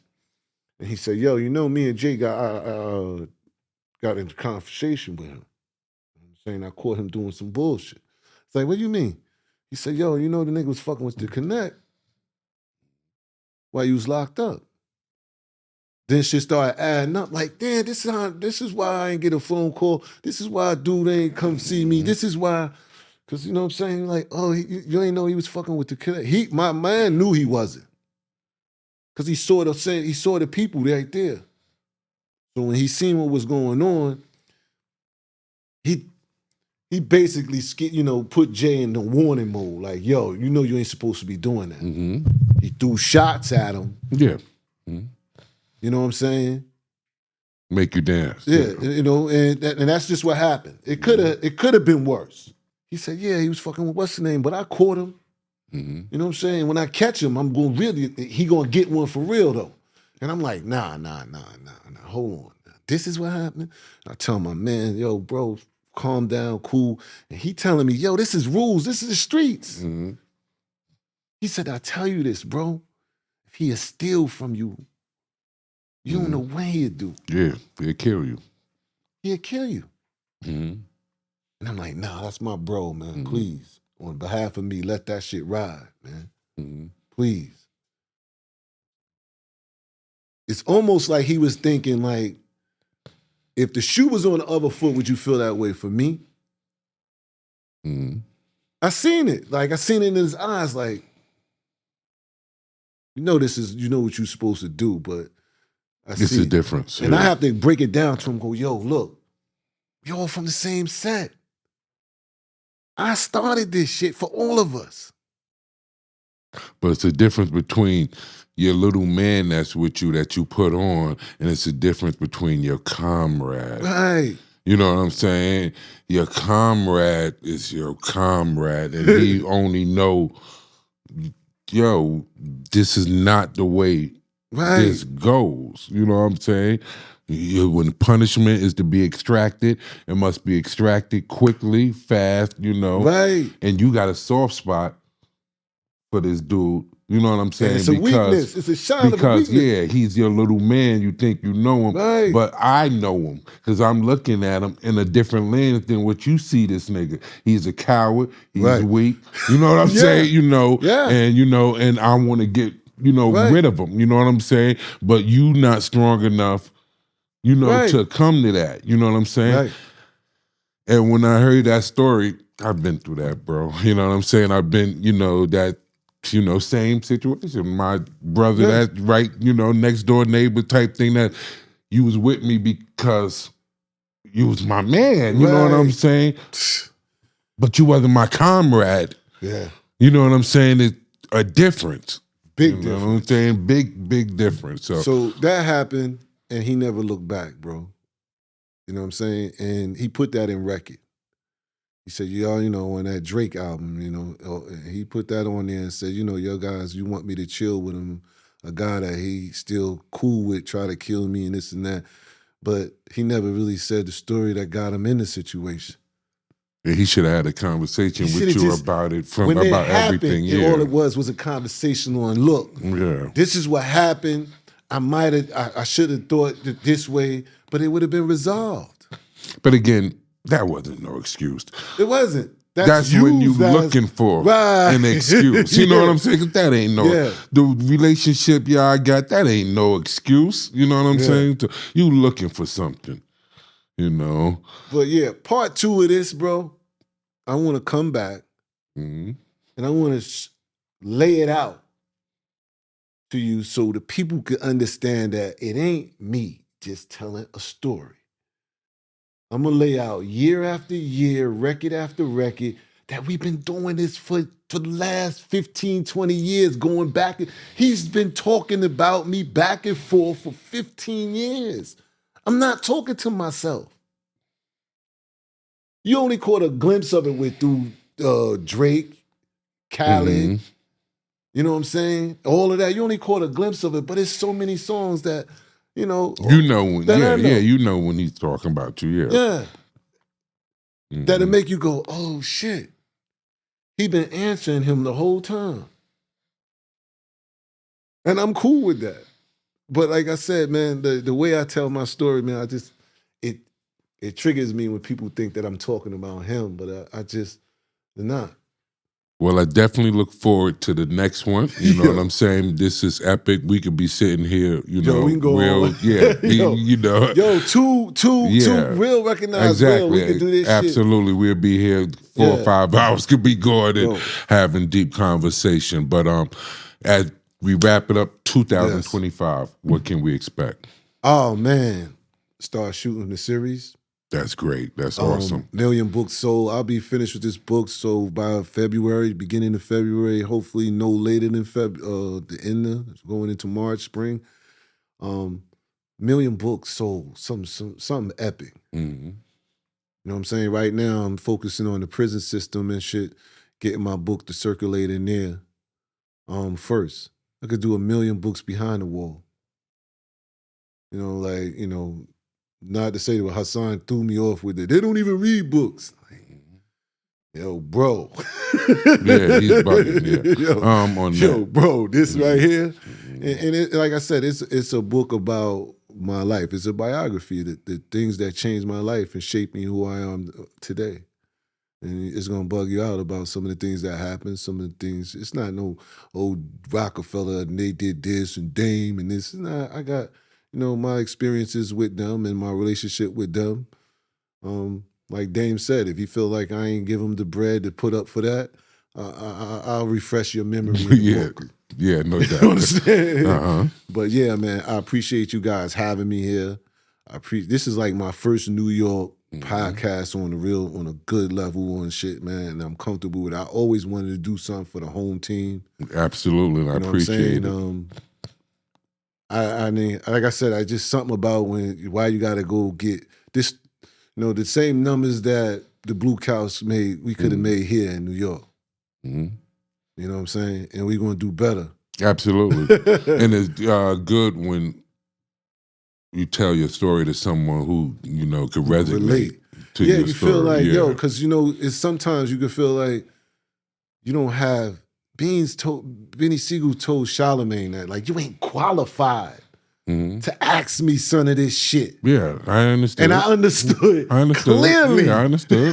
Like, you know what I'm saying? Clearly what he meant when he said, yo, you ain't qualified to fucking ask me none of this shit. One of the worst things that I hate seeing, and this, I hope y'all all hear me, all the guys that's coming home, all the guys that was like in my childhood era, like those dudes, man, that the dudes that y'all names used to be like buzzing on the street, y'all go down in the book as legends already without a YouTube or interview or something like that.